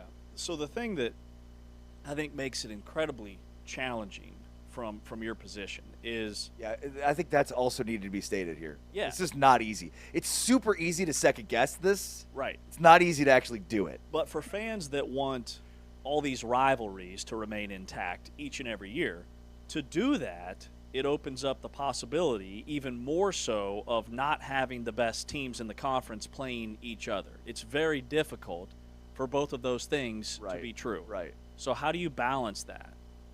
Well, I think you have to look at it. That when I worked for a previous boss, he used to say, begin with the end in mind. Right? What is the end goal? And you start there. And if it's CFP access, if it's travel balance, and so you have to be rivalry games, more opponents, competitive balance. All of that is thrown into the discussion. I've shared this with you guys before. We've been doing this process. We started this process back in January again for the 2028 season. So we're still in the middle of identifying our priorities, if you will, and it's all of those things. It's competitive balance, geographic balance, CFP field, and the ability to create more geographic rivalries, if you will, or geographic games, if you will. So all of it's going to be part of the discussion, but I think the field of the CFP field really determines kind of our path. Yeah. So the matrix is through 2027. Yeah. Next year will be the last year of it. That's right. So you guys are basically, this is like the brainstorming session for, hey, if this happens when it comes to the playoff, we do this for 2028 going forward. And just to add the additional context, it's 4 years so that everybody plays each other. Well, it's not that. Because of the size of the league, not everybody plays each other equally, but everybody does play each other home and away within 4 years. Within 4 years, some games appear 3 times, but many only are a home and away series. So what are some of the things that could be on the table for 2028? Well, I think He's thinking about 2026, James. Come on. I'm in 2026 mode and 2027 mode. But I would, so if you look at, asking me to look forward a bit, what we've talked about is just the things I just mentioned, like how do we balance it more competitively, the best playing the best every year. How do we do that? It's tough to predict that. So we've spent a lot of time looking at other third parties to, how we could measure that success and a particular roster on an annual basis and build that into the formula. So we've done some of that already. That work. But where I'm sorry to interrupt you, but wherever we land is still, we're still, I would say probably at the 50-yard line right now. What else is top of mind for you right now? Like you said, we're kind of on the goal line of the start of football season. Yeah, so here, obviously, I mentioned earlier, all of our officials are here in town at officials clinic. We just started yesterday. I just left them again this morning. They're excited to get those guys are awesome, man. They live and breathe football. They love being around each other. I said to them last night, I said, look, thank you for your sacrifice, your family sacrifice, but you guys just love being together, and you could just see it. We've got a great group of officials that are eager to get started, and we'll get going here in a few weeks. New officials? A few, yeah. We lost a couple guys to the NFL. Which is probably a good thing. Yeah. There's always, look, anytime somebody gets promoted, if you will, or gets an opportunity to achieve their goals. And I told the guys last night, I said, look, my job is to support you in your professional officiating career, whether that's to work a national championship game via the Big 12 or it's to go to the NFL. I'm going to give you all the tools to be successful. It's a really, really hard job, but those guys love it, and they work really, really hard. It is a really hard job. It is such a subjective sport. All right, my $1 billion idea. Okay. If you like it, we can run with it. If you don't, just throw it right back. Flex scheduling for the last week or two of the regular season.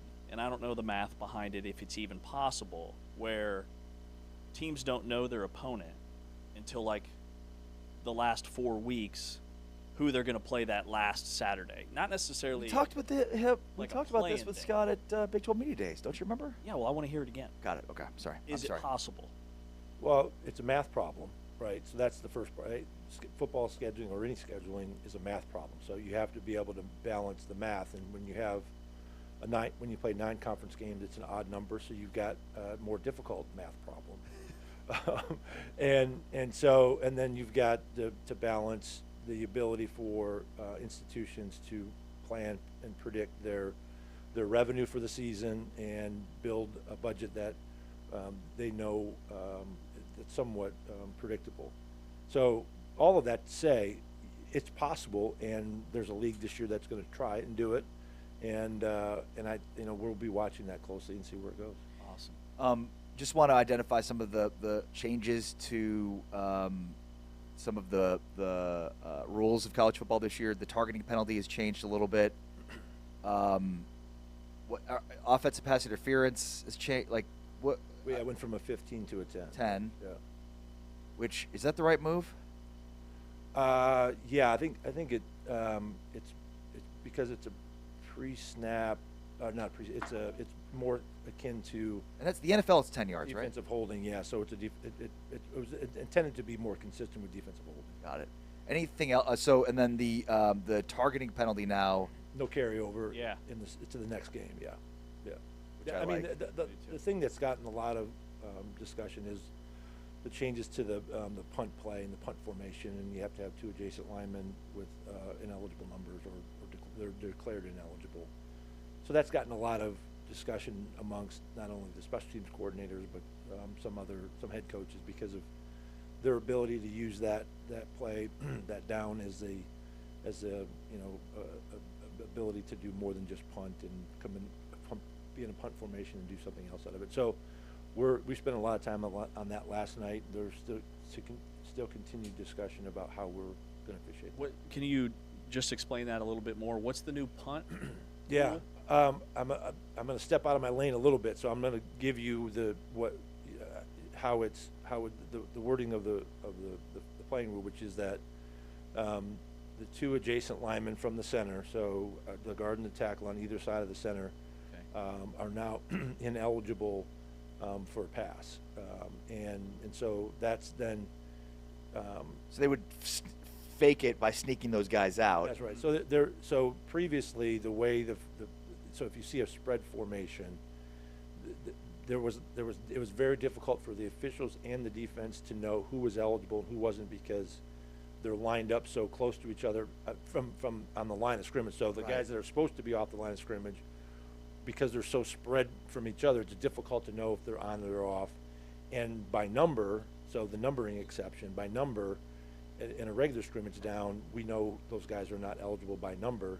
So, but on a punt play, everyone that is eligible, and then you're only determined ineligible if you're covered up. So that's a lot of detail, probably more than you want. But so it's just ability for the officials to officiate the play, because there was a lot of plays around the country last year. There was one in the Texas Tech Oregon game that I think it was the first or second punt of Oregon.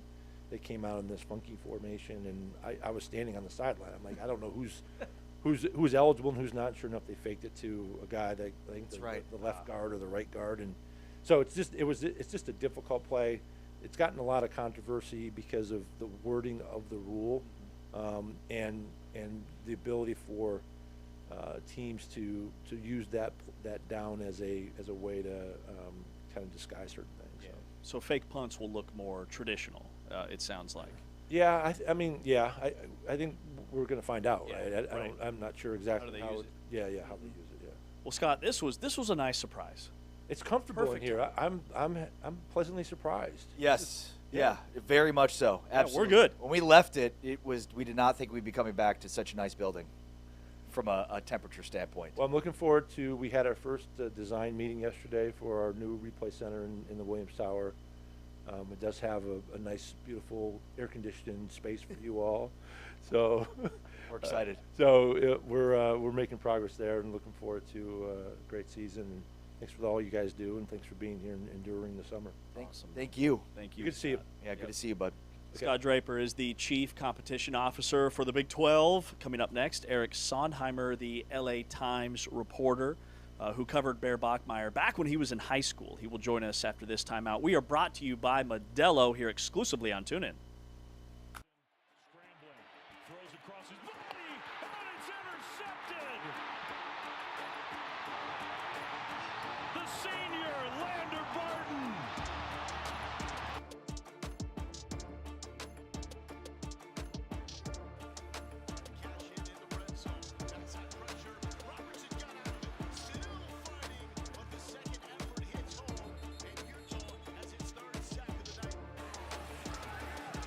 In the pocket, free runner coming, he's drilled. Lander Barton right up the gut, hammered him. Utah doing this against a good run defense the last couple of years. Flies in there to Lander Barton. All the defensive guys involved. Snowden and Barton both a touchdown. Blitz comes. Anderson's throw is knocked out. John Henry Daly got the ball out.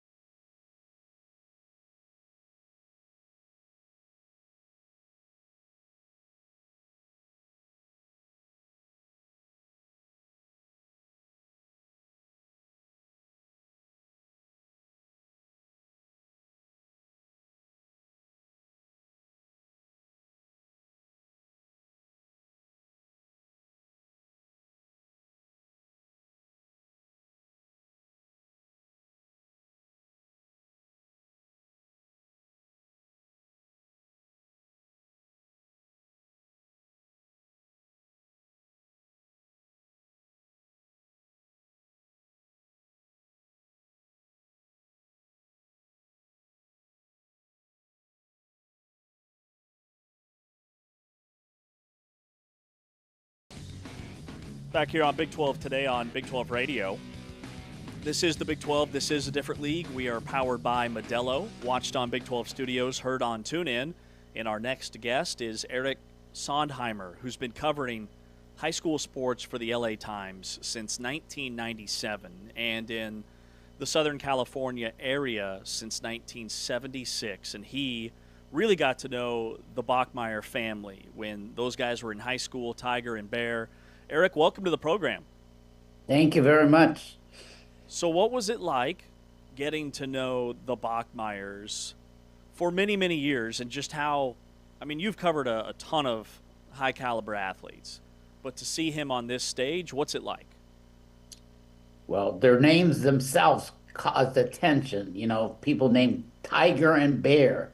And then there's a younger brother coming up this year named Cougar. So that itself lends itself to an interesting story.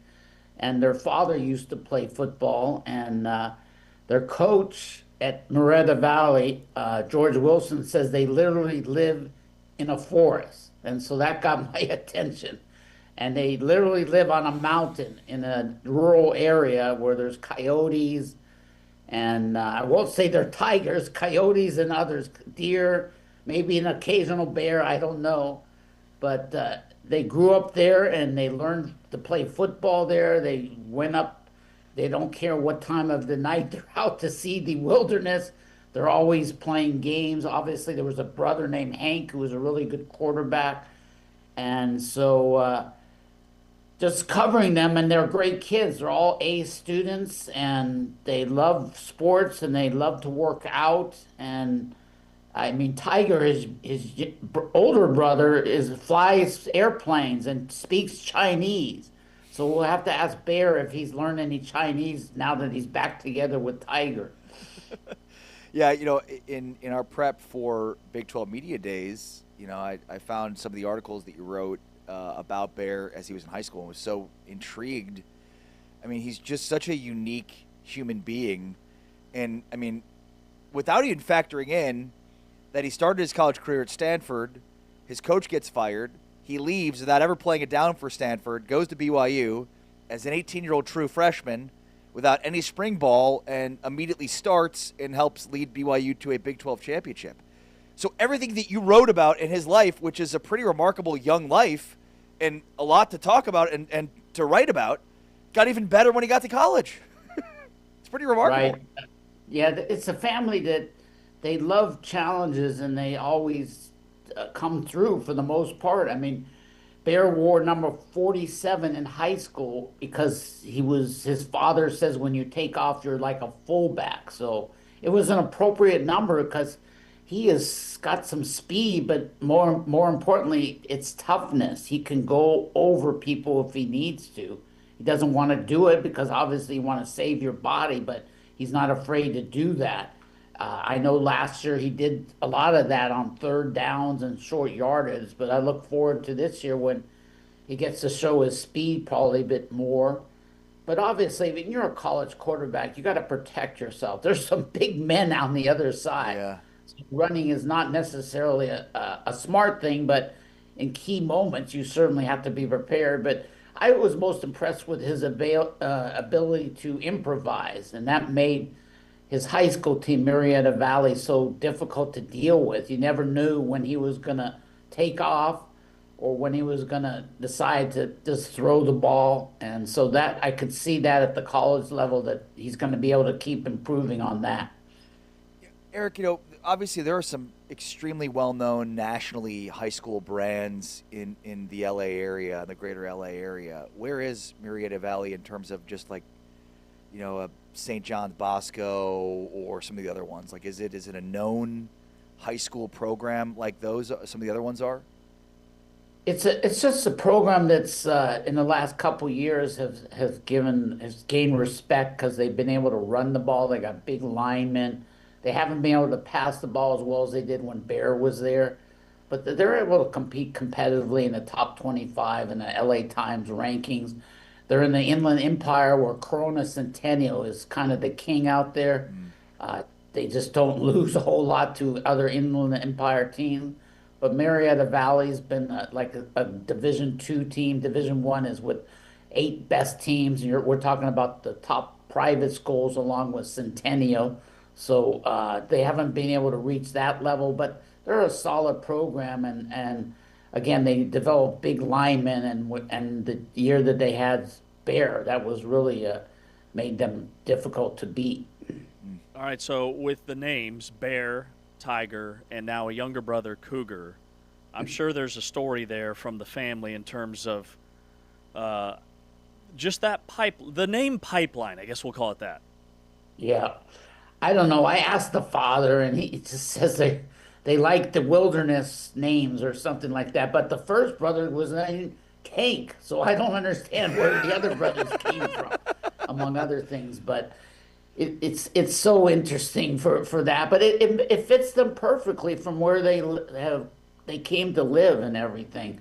And so BYU's probably a really good college now for them, because there is some wilderness areas in to say the least. So I'm sure they're enjoying that. But they just have such a great future because they work so hard on and off the field. And Tiger, the other brother, is just an amazing story himself. I wonder if he's still flying. I wonder if he's ever cut his hair, because in high school he never cut his hair, and it became so long. Then he went to Stanford and did really well. So it's nice to see them back. They really have great chemistry when they were throwing. When one was passing to the other in high school, they were just unstoppable at times. So we'll see how that develops. And wasn't it, you wrote about basically the final catch for Tiger Bachmeier in his high school career was from Bear as a touchdown to end their high school careers. And now, this is a big year for both of them because the BYU wide receiving core is pretty bare, and Tiger will need to step up and be a big part of that. So it should be really interesting, that dynamic. Right. They need some more speed out there, it seems to me. But Tiger can supply it at times, and I'm sure they've worked hard in the offseason to improve on that even. And again, that's what's important about the Bachmeiers. They never stop trying to improve, learning, and that's why they have a bright future at some point. And any time there's a roadblock, they find a way to get over that roadblock. I'm just curious, Eric, being in that area and USC and UCLA, and there's like 1 billion colleges in that area. I've called games at UC Irvine, which actually I loved. Just what is the perception of the Big 12 and BYU, as BYU kind of emerging as this new era, not quite powerhouse yet, but potential to be? Yeah, it's certainly gaining respect, and I know a couple players who are going to go there or have been there. The backup quarterback, John Sanders, played at St. Francis out here in La Cañada, and his coach, Dean Harrington, produces great quarterbacks. Harrington coached Matt Moore and Kyle Bowler during his days, not at St. Francis, but at Hart, and they were NFL quarterbacks. And Sanders nobody really recruited him out of high school, went to a junior college and did great. And he will be ready if they need him. He's a great kid. He's got a younger brother who's a high school senior out here. And here's another one dedicated to getting a chance. And he used to live in Mojave, which is miles away from LA, and his dad would drive him to St. Francis just to be coached by Dean Harrington. And BYU, most importantly, is getting Jackson Rex. He's a senior this coming year at San Clemente, one of the best versatile players out here. He plays defensive back, receiver. He'll play anywhere and do anything. And so I'm impressed that BYU was able to get him over UCLA. Obviously, BYU has always had some advantages with certain families because of obviously the religion, Mormon. People who are Mormon would like to go there normally. But also it's been now, I think that's the big change. They've been able to attract others. Obviously, people talk to people and see what it's like to play at BYU, and it sounds like that they're doing a good job there, indicating that they can, it doesn't matter what religion you are, you can go there and be happy and enjoy the scenery and enjoy the school. Yeah, that's very well said. We feel the same way and get that vibe as well. Eric, great stuff, man. Really enjoyed the stories. Your coverage continues to be excellent, and we appreciate you coming on Big 12 Radio. Thank you very much. Have a great season. Hey, you too. Eric Sondheimer, LA Times, covered Bear Bachmeier and the entire Bachmeier family when they were in high school in Marietta Valley, California. I can't stop Google Earthing the forest area that these guys grew up in. Cleveland National Park.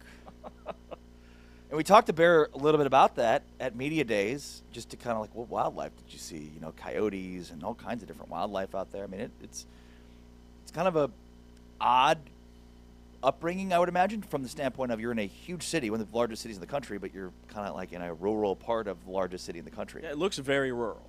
It really is. So super cool. All right, coming up next on Big 12 Radio, we dive into the third hour of the program with our Big 12 football Media Days recap.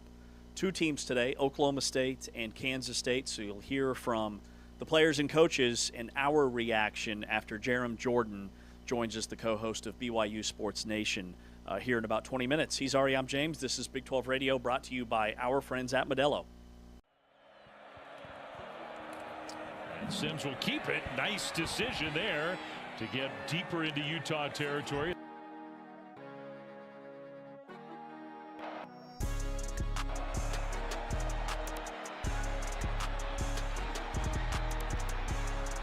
What a great individual effort. On third and long, he got 20. Brown now carries. Hanachur was leading the way. Then the ball came out at the end of that.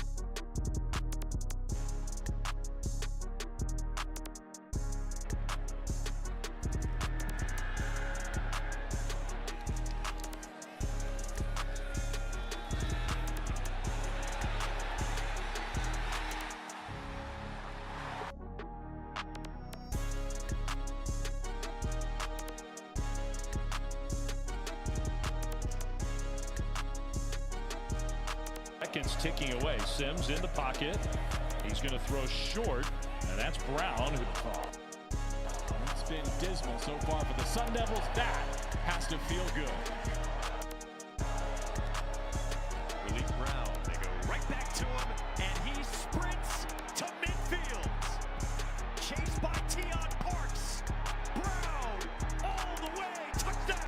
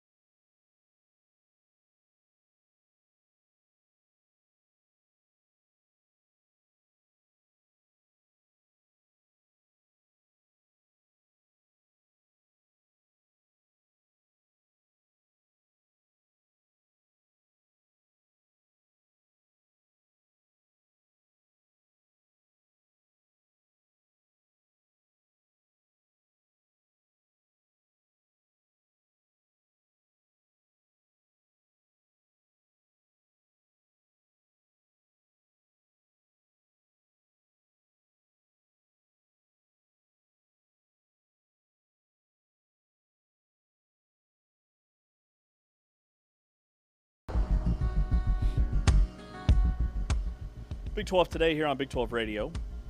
Brought to you by Modelo. Also, shout out to Rally House, who supplied all this incredible team merch for our studio swag here in our Big 12 today, Big 12 Radio compound. Scott Draper joined us earlier during the show about a half hour ago, who is the chief competition officer for the Big 12. He's the head of football.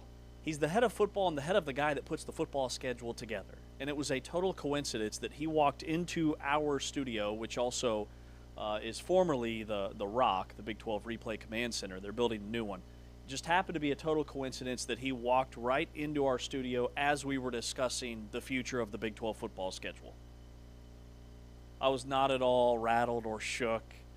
There were, first of all, I thought T-Chains was punking us. I thought he'd set this all up. Turns out, no. Then I thought maybe he was listening to what the fans are saying about the Big 12 schedule that we were going over on Reddit, and then he just happened to sneak in. The possibilities were endless. Total coincidence. But it was great to visit with him. Look, I mean, it's super easy to second-guess the schedule, and the reality is, even if, the schedule situation was different, if we did a divisions system, there'd be flaws with that too. Right. And I think the only thing you can go off of, and Draper said it perfectly, you got to start at the end, so figure out what the end result you want is and then work your way backwards. And at that point, they built this matrix on a 4-year window based on the 4-team playoff. So it was, let's get our best opportunity to get our best teams into the Big 12 championship. I mean, at that time, nobody was going with divisions, and it made sense. It may make more sense to do divisions in the next iteration of this in 2028. I miss divisions in college football because it wasn't just like the Big 12. Everybody had divisions. The ACC, even the Big 10, the SEC, every single power conference at that time had divisions. See, I'm for divisions, but this is my issue with it in pro sports, is it should not give you a strategic advantage in terms of, like, the best record should still go regardless of if you win the division or not.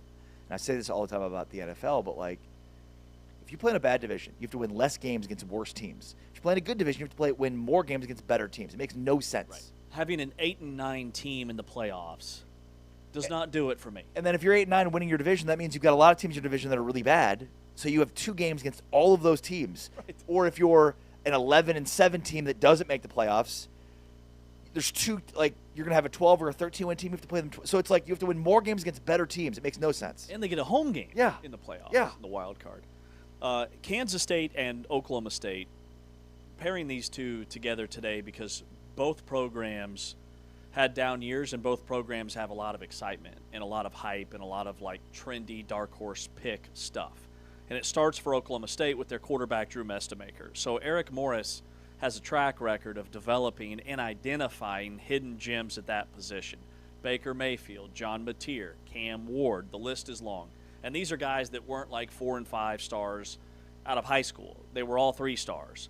Eric Morris spoke to us about how he first came across Drew Mestemaker. I had 2 buddies that worked him out, and they called me in the spring, and they're like, okay, coach, Jeff Christensen called me, who's a quarterback trainer and trains a bunch of the NFL guys. And so he said, hey, I think I found the next NFL quarterback for you.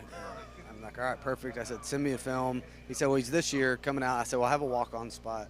He said, all right. And I said, well, send me the film. We'll evaluate it, and Well, that's the problem, Coach. And he said, well, that's the thing. You don't have any film. And I said, Jeff, you want me to bring in this kid with no film? He didn't even play in high school? And he's like, yeah. And he's like, that's the same thing. He's like, but just let me bring him down there. You watch him throw for 10 minutes, and you'll see what I see. He said, I don't know if he can process information, but he has the cleanest release of anybody I've ever seen. No wasted movement in his release, which is true. Of any quarterback I've ever coached, he has the least wasted movement. And some people even think it's unorthodox the way it comes back because he keeps everything open, which you and I could talk about this forever watching this film. But so we watched him throw for 10 minutes and said, yeah, perfect, let's bring him on. Now, even at that point, I had no clue. So, like, this isn't one where I feel like the other ones evaluated. I had no clue he could process information, that he was tough, that he was smart, that he was a great teammate, he's a great leader. Like, I knew he had none of these characteristics at that. Now, I found him out really fast after that, but I didn't know any of those at that point. This continues to be one of the most remarkable stories in college sports. you know, he has a guy that he trusts that told him about this kid, and he's like, "Yeah, send me the tape." He's like, "Well, there's no tape." He doesn't have any tape. What do you mean tape? Film? Yeah, you want to see him play quarterback? Well, that's going to be tough. He's a backup for his high school team. But I'm telling you, he could be a Division I starting quarterback, okay? And Eric Morris said his buddy told him he's your next NFL quarterback. Sweet, yeah, send me the tape. Tape. Oh, yeah, tape. You're going to want to see him play the position. I understand that. No, he's not. You don't have that. No, we don't have any of that. That is amazing. It's remarkable. So he brings him up. He watches him throw for 10 minutes, just tossing a football, backyard football. And he said, I can mold that kid into an elite quarterback. And that's what he's done. Eric Morris at Oklahoma State is going to be a lot of fun. Oklahoma State football has been a shell of itself over the last 2 years. Mike Gundy is a Hall of Fame coach in college football who let it slip to the point where in a game in his final season, Tulsa was the more talented team on the field than Oklahoma State. And I think the transfer portal has borne that out, as the majority of the players from Oklahoma State's team are now, at the group of 5 or even lower levels. So none of those guys transferred to Power 5. Okay, their talent level in that game was less than Tulsa, and Tulsa beat them straight up. Yep. That's how far it fell for them.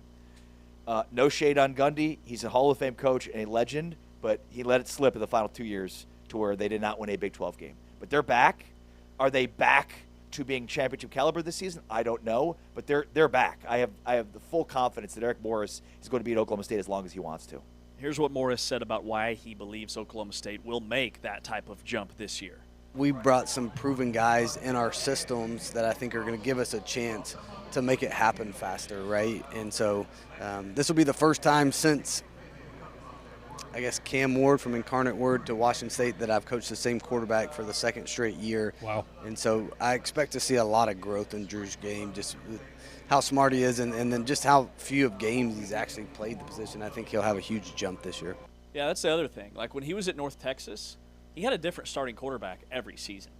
He had Chandler Rogers, and then he had Chandler Morris, and then he had Drew Mestemaker.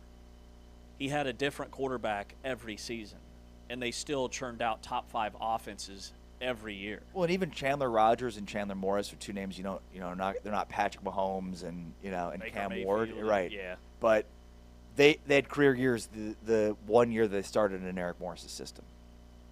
So I mean, whether you're Patrick Mahomes or Baker Mayfield or Cam Ward or Chandler Rogers, like you're going to have your best season under Eric Morris. So again, Oklahoma State hired the right coach, and I go back and forth on how good they're going to be this year. We talked earlier in the show about sort of where SP Plus has Oklahoma State, their strength of schedule, the complementary pieces, and maybe SP Plus is not accurately outlining the situation, given that they're pretty low in SP Plus, which says that Mestemaker is really good, but they don't have a great supporting cast. Well, maybe that's partly because these are a lot of North Texas transfers, and SP Plus is not taking into account that's actually continuity. It's in some ways the computer for SP Plus, it has that working against them. So that's probably a miss on SP Plus side. Yeah, we'll see. Totally. So, real quick, just to wrap a bow on Mestemaker and the quarterback, Chandler Rogers was Eric Morris's first quarterback, his first year at North Texas. This is back in 2023. He was a transfer from Louisiana Monroe, where he was a very average Sun Belt quarterback. His 1 year at North Texas, he was first-team all-conference, had 29 touchdowns, 5 interceptions, 63% passing, like NFL-ready type numbers on paper. So he transfers to Cal because he wants to play a level up, and he was the third-string quarterback. Like Morris with at that position, and that's a little bit to say it doesn't matter who's quarterback, but also like when they have an elite NFL quarterback, the sky's the limit. Well, and it's obvious that the Big 12 has multiple quarterback gurus as head coaches. Eric Morris and Kenny Dillingham are two coaches that have been associated with high-level quarterback play, that have been associated with some of the big-time quarterbacks in the NFL. So that's a huge positive for a conference that going into this season doesn't have a ton of high-level quarterbacks. Couple of clips from Kansas State. Let's pivot to Colin Klein. So the new coach in Manhattan. These are both first-year head coaches at their respective schools. Now, Colin Klein was a Heisman finalist when he played for the GOAT Bill Snyder. Here's what he said about his team having those Bill Snyder-type tendencies this year. Well, I think first and foremost, his level of detail in the preparation was second to none. And I think everything that we do in this program, that is it's gonna emulate that. And we are going to, as a staff, starting with myself, if we want our players to be tougher than our opponent, more prepared than our opponent, well, then we have to live that on a daily basis for them to follow us. And I think he exemplified that for us. Yes, we're going to be tough. We're going to be disciplined. We're going to be physical. I think we're going to be very, very explosive and aggressive on both sides of the football. There's going to be a lot of energy in that stadium because of how hard our team is going to play on that field. And good things happen when you do those processes the right way over time. So if they're going to be tough and physical, what does that mean for their quarterback, Avery Johnson, who had less than 150 carries last year, just wasn't as involved in the ground game as K-State fans wanted him to be? Here's what Colin Klein said about the importance of Avery being in attack mode. You have to be aware, and game health obviously is a real thing. So what I'm about to say, there is context to it, right? But like at the end of the day, and this is what I've told him, like you have to be in attack mode as a player. And the minute you try to start protecting yourself, being smart, or whatever it is, your play goes down, your percent of injury goes up, and then you're not doing what you were made to do. And whatever that number ends up being, I never worry about that. And even the last 4 years in this structure and how we've done it, our quarterback has not run the ball too much, but he's threatened people with their legs. And I think in that player's mind, and whoever it is, and especially a quarterback, like he needs to be in attack mode from the jump. Yep.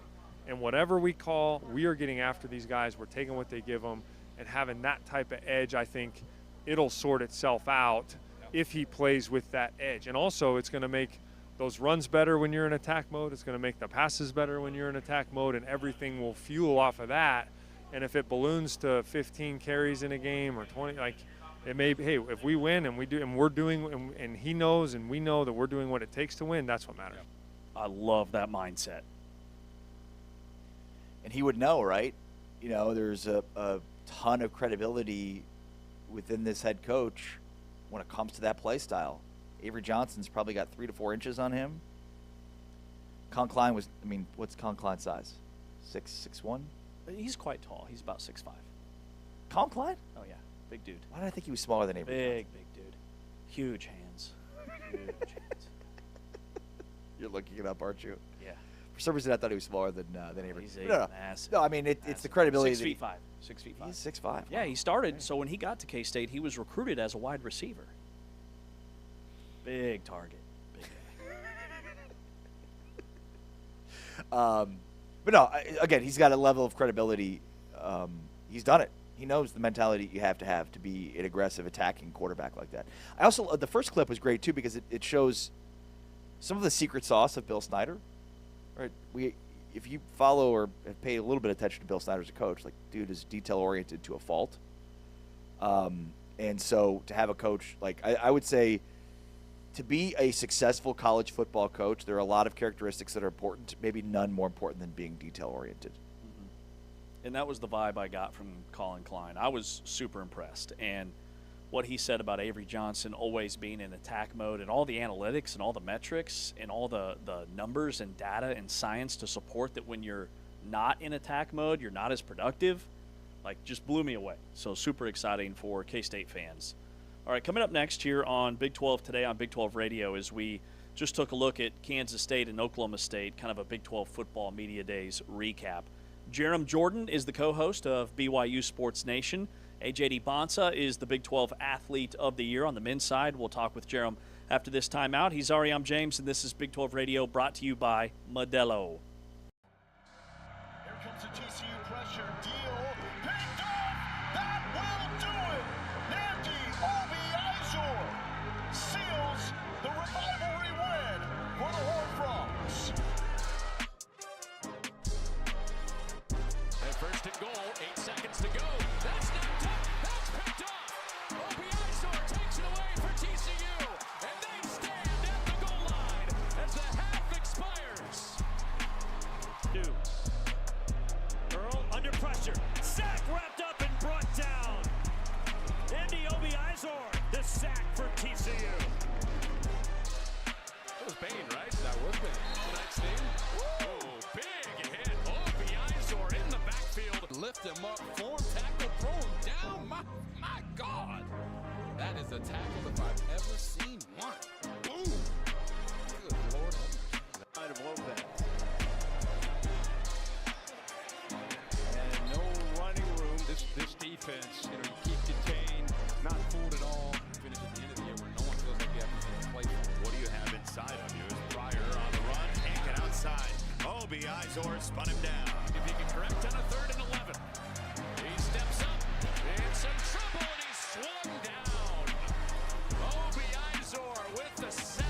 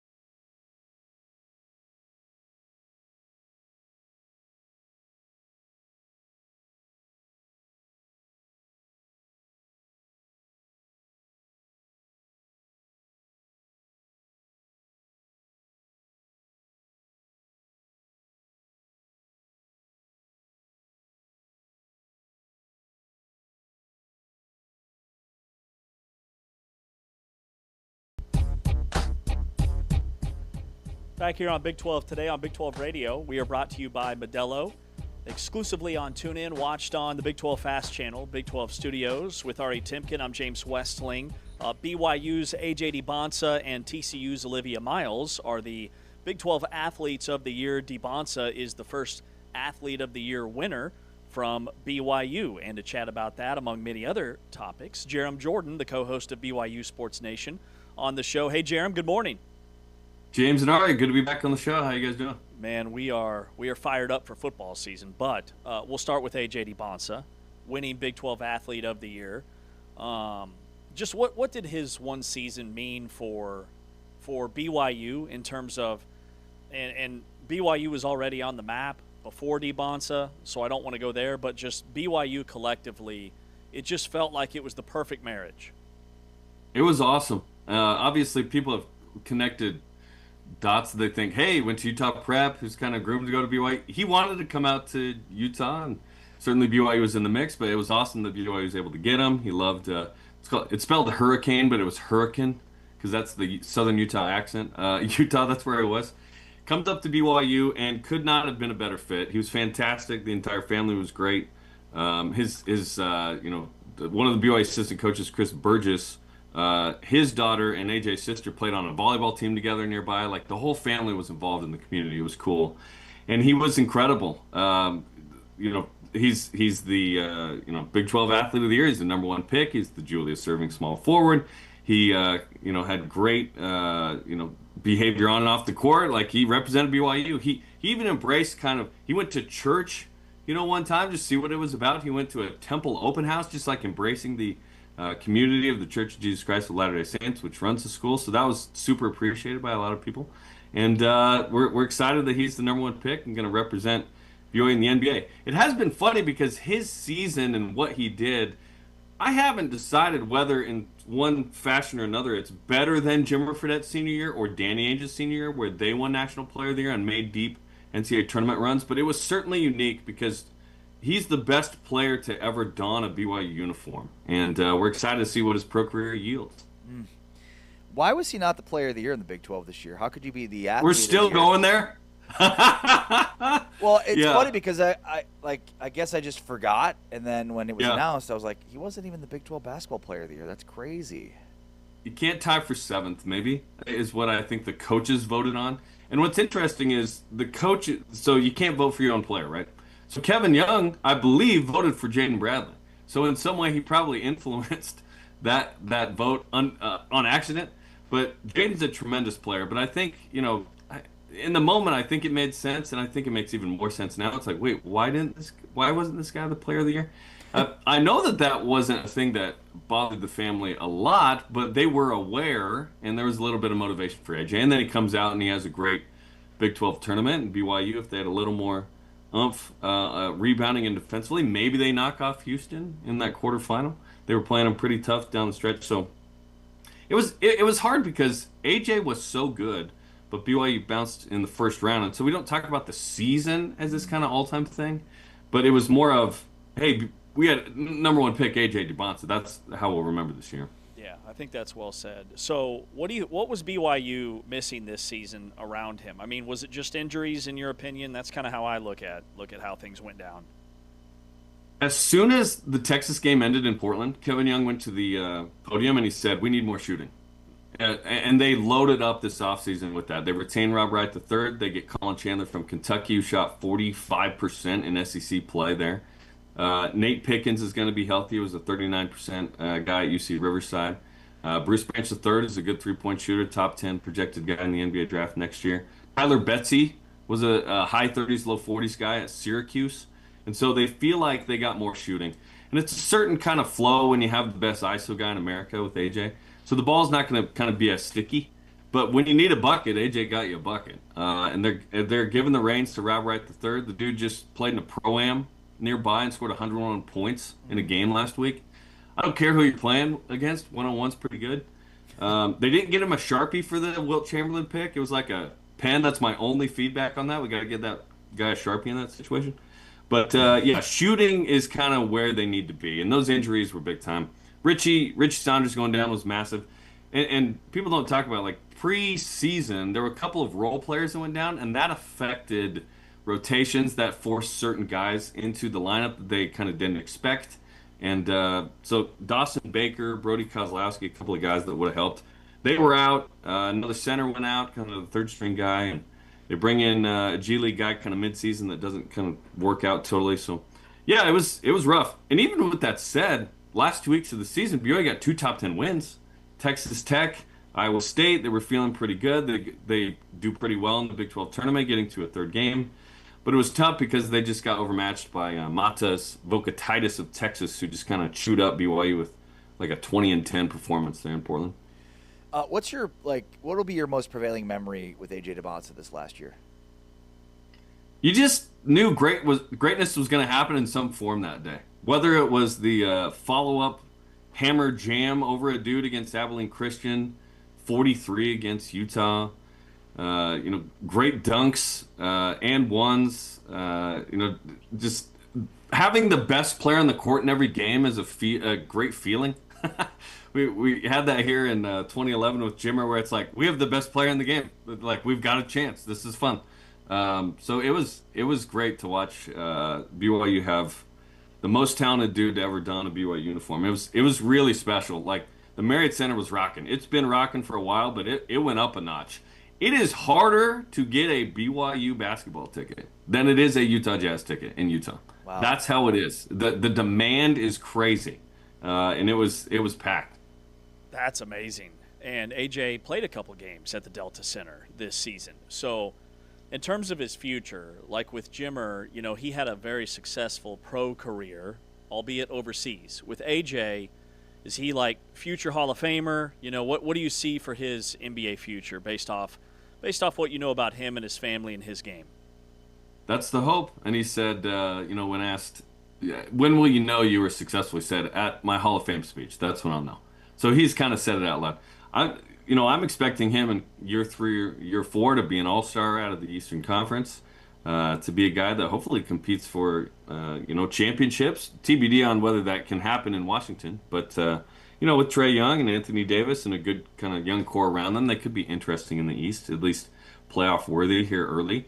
How soon do they kind of let him cook a little bit? He's clearly the number 3 option there, but excited about it. I think he's going to be a very good NBA player. He's got that skill set. He's got the body already, the physicality.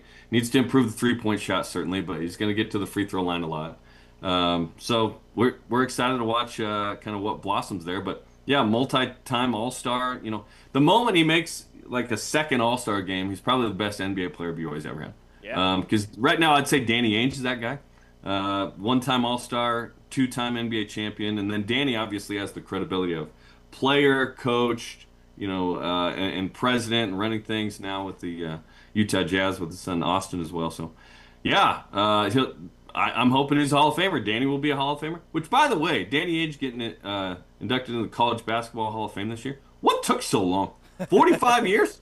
If you're the National Player of the Year, shouldn't you just be in the College Basketball Hall of Fame like automatically after like 10 years or something? Right. I don't know what the criteria is. Yeah, that's a really good point. I want to ask you about a recent tweet that you had. Coach Kevin Young was asked about BYU's front court for next season. He was talking with John Rothstein. I saw like some crazy rumors of some like 7'5" center in China that BYU was maybe talking to. What can you tell us about the rest of the roster and potential bigs? Yeah, so they just got a commitment from a Polish dude who's a power forward, 6'9" guy, 5 years pro in Spain and Poland, Polish national team experience. They're going to play him at the 5. And I like when a guy has a good nickname. So that's a good start. Good on pick and roll, rim runner. I think Keba Keita, what BYU had, but like a little more polished, with that experience. They're still working, is what I was told. So they're trying to find somebody else as well, kind of complement this group. They don't have a real center. And last year was the year of the center in college basketball. Dai Mara showed that if you have that kind of guy, you can just dominate with Michigan. And then, like I mentioned, with Matas Vokatitis of Texas, Mo Krivas at Arizona, to me, is a top 5 center in America. He's really, really good. That makes it tough. And BYU competed well with Arizona a couple of times, but rebounding, the physicality, the rim protection, it makes it hard for a guy like Rob Wright III to kind of do his thing if a 7-2 guy is sitting there that's pretty skilled. So BYU would love to find somebody else. Internationally is the way they're going to go there. But a lot of BYU fans have kind of been like, what's taking so long? Why don't we have a 7-footer?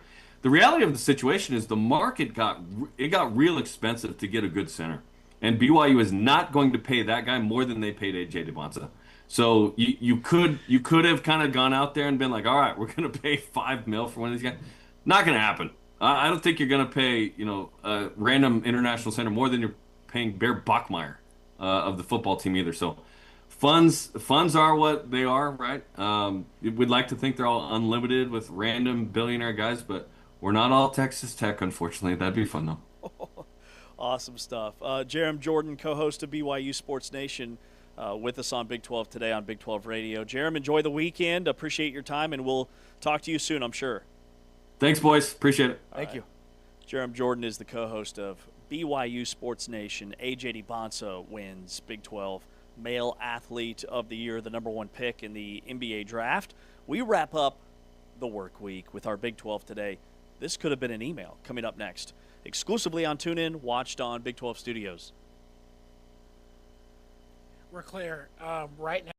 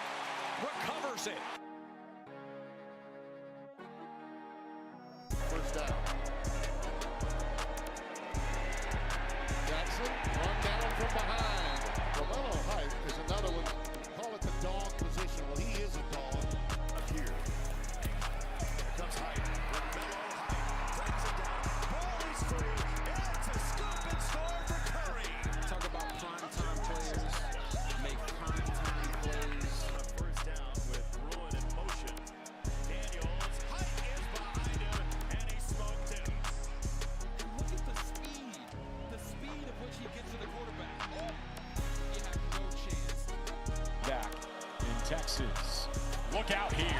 You wanted them to be aggressive, but there's only so much you can do, and Romello Heights is knocking on your door.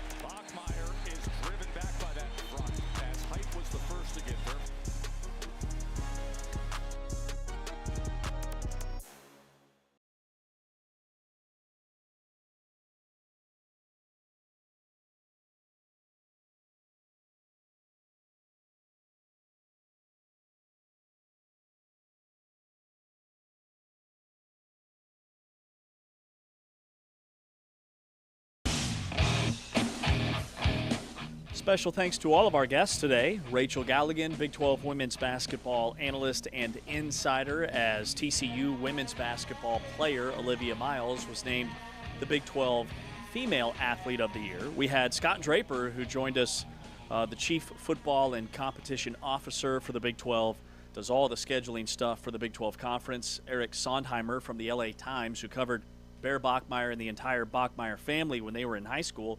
And then Jerem Jordan, the co-host of BYU Sports Nation just a moment ago, because AJD Bonsa won the Big 12 Male Athlete of the Year. We wrap up the work week each and every Friday with This Could Have Been an Email. The most overhyped, overplayed headlines of the week. Ari, Taman, James with you. What is... All right, let's start with you. Your number one, This Could Have Been an Email. Yeah, some stories needed breaking news banners. These needed a reply all. And, well, let's start with week 47 of LeBron James Watch. This would be the non-decision. So we had the decision. Now we have the non-decision. It's got to be the most covered non-decision in sports history. Well, it's the next victory lap is upon us here. Where's he going to go? This week there was a story of a YouTube video that leaked where it said he was going to go to Miami because there was like the LeBron James Miami announcement. It's like, did this really happen? They leaked the LeBron James press conference announcement video. Yeah. That they say they just had as a precursor if he signed with Miami. They were just getting things ready. Do you think LeBron James still thinks he's the best player in the NBA? Yes, absolutely. Nobody loves himself more than LeBron James. And his victory lap is like speed walking a 1600. Did you see he was like dancing at a concert recently where he like walked down to the front row and made the whole concert like about him? People were losing their mind. It was very cringe. TikTok cringe. LeBron is like the king of hashtag cringe. By the way, there's no doubt, right? He's not the greatest of all time. He's barely in the top 5, yes? I agree. He's in the top 5. I don't think he's greatest, but yes, he's he's in the top 5. I will say, like, because the player he is now is so different from when he was in his prime. He's 42, James. I know, right? So I was trying to make the case that he's not even sniffing the greatest of all time. Pulled up some YouTube highlights for my boys to show him, like, peak LeBron. I forgot how good he was. It was quite impressive. Now, he's not like MJ Kobe category to me or in that conversation, but he was really good. Kobe? I'm a big Kobe guy. Yeah, I know. People are. He's not. He's a very good all-time player. You just don't like him because you guys share the same birthday and he always has to make it about him. I don't like him because he's not a top 10 player of all time. You don't think he's top 10? No. Top 10? No, he's not top 10. Tim Duncan is, but he's not. I don't know about that. Kobe did have Shaq. That helped. He did. Yeah, and then he's the reason that they broke up. And then he's the reason a lot of players wouldn't come play with him because he's an egomaniac lunatic. Yeah. Tim Duncan's the greatest teammate of all time. He encouraged an environment of success, allowed for lots of players to flourish, allowed for championships. Kobe's the complete opposite. Worst teammate. All about himself. Alpha. And ultimate alpha. You were covering the Spurs when Tim Duncan was there. Yeah. And it always felt like Tim Duncan was that way. But like what these guys are like behind the scenes, which is what made The Last Dance so incredible, was just to get a sense of what was actually happening behind the scenes in team meetings and locker rooms. because what you see on the floor is very often not necessarily a byproduct of what happens behind closed doors in the NBA. So to hear that, like, Tim was the ultimate dude is awesome. Yeah, well, and I mean, I certainly got to see that as I covered him, but I mean, the results speak for themselves. You know, multiple roster turnovers. I mean, the great story about Tim Duncan is when new players would come in to start of training camp every year, Pop would find a day and lay into Tim for, you know, just to set the example of, like, if he can do that to Tim, he can do that to any of us, right? That's leadership, right? You want your coach laying into you when you're however many time All-Star, one of the greats of all time. Like, that's the type of player it's conducive to success. Kobe was the complete opposite. Kobe's a good scorer. He's one of the great all-time scorers. He certainly had some years where he was a really good all-around player. But, like, my top 10 is, like, Kareem and Larry Bird and Magic Johnson and Michael Jordan and Wilt Chamberlain and Bill Russell, Tim Duncan, maybe Dr. J. I was trying to think. I mean, I put this together so many different times. I mean, LeBron's in that conversation. How did Pistol Pete average 46 points per game in college? Without a three-point line. Right. Without a three-point line. The only reason why I have Kobe in the top 10 is because I like to do my top 10 by position, and my backup shooting guard is Kobe Bryant. Jordan's my starter. Kobe's coming off my bench. So he's in the top 10. Yeah. I like That's it. how I judge it. You got a this could have been an email story? I mean, it's on the same levels because it does involve LeBron. I mean, it's just a different story. Is LeBron James maybe waiting for teams to trade for Kyrie Irving or Anthony Davis so that he can sign with that team? Nobody cares because I don't think either of the two are happening. So why is this getting headlines? Who's LeBron even down to? Like, Do we really need two LeBron stories for this good email? Which is funny because LeBron was my number one too. I've got another one. The Odyssey. Okay. Just the react. I don't know if I'm supposed to love it, hate it. I saw another one about how, like, I forgot what the actual article was basically about, but, like, people were outraged about the IMAX controversy. So, like, a lot of people want to see an IMAX. It's more expensive because it's IMAX. And so now there's, like, these think pieces on how poor people are not being exposed to all of the assets. Poor people are seeing less. It's like a film was shot on a specific camera format. It looks better on bigger screens designed for that format, and the internet was shocked. But, like, everything about the Odyssey, it's like, it's just jumped the shark. Like, am I supposed to... Is it too left? Is it too right? Is it too woke? Is it too not woke? What's it about? What's the Odyssey about? No, I see all the headlines. I just keep scrolling. It's getting an 8.5 out of 10. What's the Odyssey of? Have you ever read Homer? Have you ever read the Iliad? Do you know anything about Greek mythology? James! Meets my Did you go to high school? Threshold. What's the Odyssey about? I mean, they call me Zeus for a reason. Did you read the Iliad, James? Have you seen Project Hail Mary? Have you read The Great Gatsby? One of the highlights of this show was James asking what the Odyssey is about. Storming the beaches of Normandy, James. That's what it's about. Yeah, crossing the Mediterranean Sea with his fellow soldiers. They find themselves battling not only the elements. I'm never going to see the Odyssey. I'm never going to see it either. It's over 3 hours. You're not getting me to sit for anything for over 3 hours. Nobody got time for that. But no, anyways, the reaction to the Odyssey, just everything about it is just could have been an email. Yeah. Just bullet point every. So I need to know because I'm confused. Do I love it? Do I hate it? Should I love it? Should I hate it? Apparently Travis Scott, the rapper, has a cameo in it. People are also outraged by that. I've never seen more reactions one way or the other to one movie in my entire life. Yeah, that's a lot to take in. Yeah. My this could have been an email is the former Colorado offensive lineman. Jordan Seaton, thank you. Jordan Seaton, who's going viral for showing off the $50,000 bags that he bought his girlfriend. The comments are legendary. Absolutely legendary. Player gets bag of money, spends it poorly. Spends on money, a bag that costs lots of money.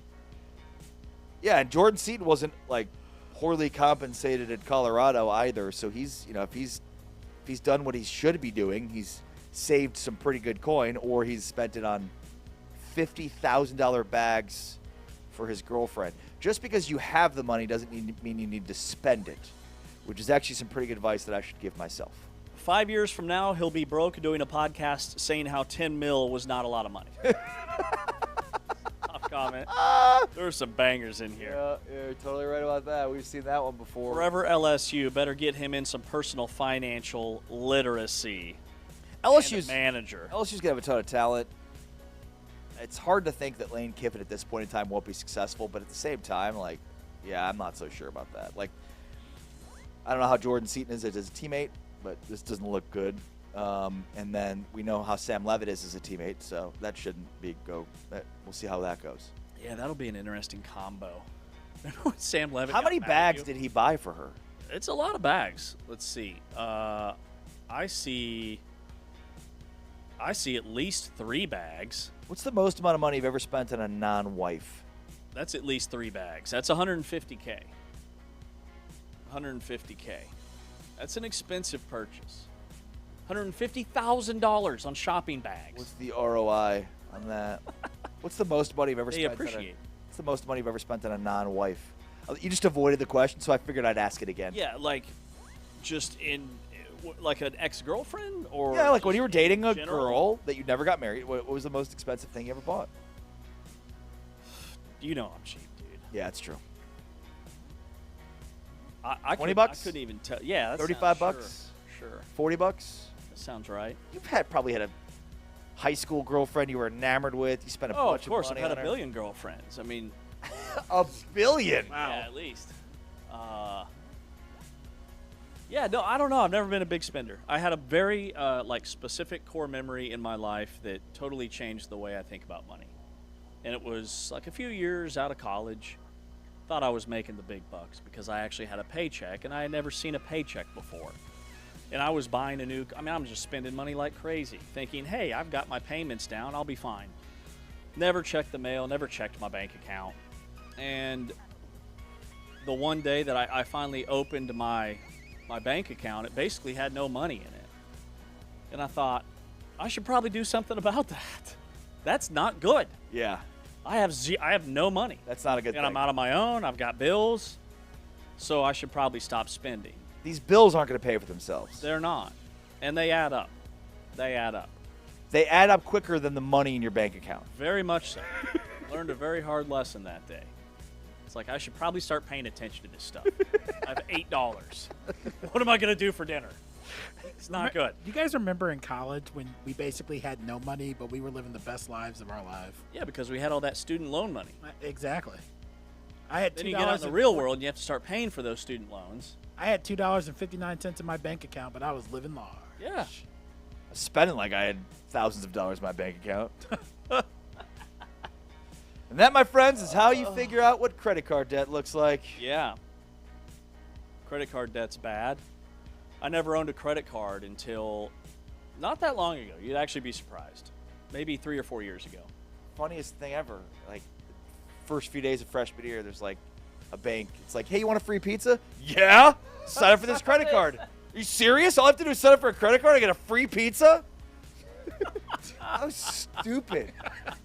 Like, now you can sign up for a credit card and get like 50,000 miles in flights. You know, Yeah, like exactly. And that's free what, pizza was what I got. I'll be honest, that's what got me on the credit card game.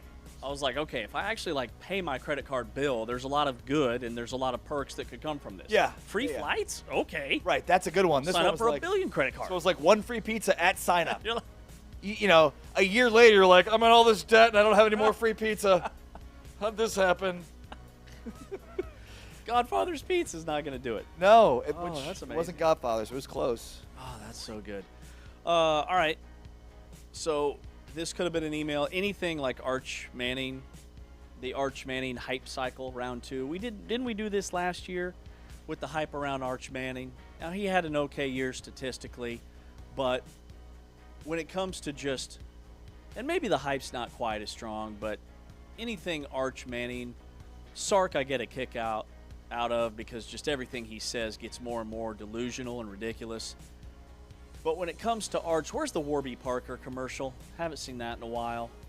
No, I think the hype has died. You know, it's kind of funny because both of my boys have gotten really into sports lately. And so, like, there'll be these stories that will come up or things that will come up. And, you know, it's like, okay, like the example here would be my oldest son asked me about, like, Arch Manning or something. I can't remember what the question was, but it was like, sit down. I've got so much background to give you. You know what I mean? Like, it was like, oh, where do we start? Well, I mean, he was like the most hyped high school player ever, right? Like, it's just funny for like you're trying to like catch the kids up on years and years of this historical context they've been messing with all of these people they're asking about. Oh, that's good. But my youngest son's in this kick of like, who's better, this guy or that guy? Yeah. Who's better, this guy or that guy? And he'll give me like Totally a quarterback. different eras. He'll give me like a quarterback and a receiver, or like like a quarterback from like the '60s, or like a quarterback from the '90s and a current receiver. It's like does not compute. That's a great debate segment. He's basically playing let's get it on. Well, I keep saying, like, bro, what's the most important? We've talked about that. What's the most important position in football? Quarterback. Yeah. So most likely, if you're giving me a quarterback and a receiver, I'm going to give you the quarterback. Yeah. Unless he's Trent Dilfer. Unless he's Trent Dilfer. This one comes from Paulie. Wait, is Sam Darnold getting a pass here? I feel like Trent Dilfer's like the name that everybody thinks about, but like Sam. Yeah, you're right. Sammy D just won one first.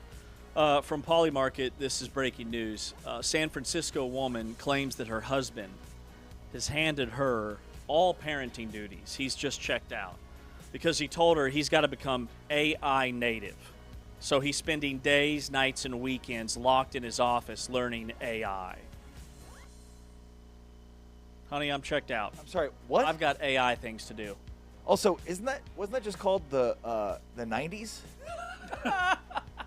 AOL. Read the headline. No, read the headline again. Dad checks out of parenting? Yeah. That's all of our childhoods. San Francisco woman claims her husband handed her all parenting duties so that he could become AI native. Yeah, so basically, like, every dad in the 90s was like, without saying it, hey, honey, you can take on the parenting duties and I will go work. And then we grew up in that world, and then as parents now, it's like, oh, you got to do both now. Yeah, we're like, you got to work and do a lot of the, I shouldn't say all, not all, some, most, lots of the parenting duties. It's a weird middle. We got screwed. Mm-hmm. Truly. Millennials. What's is this? The worst. Be with your kids, hang out with your kids, spend time with your kids stuff that our dads didn't have to do. All right, this could have been an email. Great week here on Big 12 Radio. He is Ari Timken. Catch him on social at Love you, Ari Dad. Sports, ARI Sports. I'm James Westling on social at James Westling. For T-Chains, Taman Turner, our audio producer, and Anthony Smith crushing it behind the camera for Big 12 Studios. We're back Monday, 8 to 11 Eastern Time, 7 to 10 Central, right here on the channel. We're out. Avery Johnson. Clear.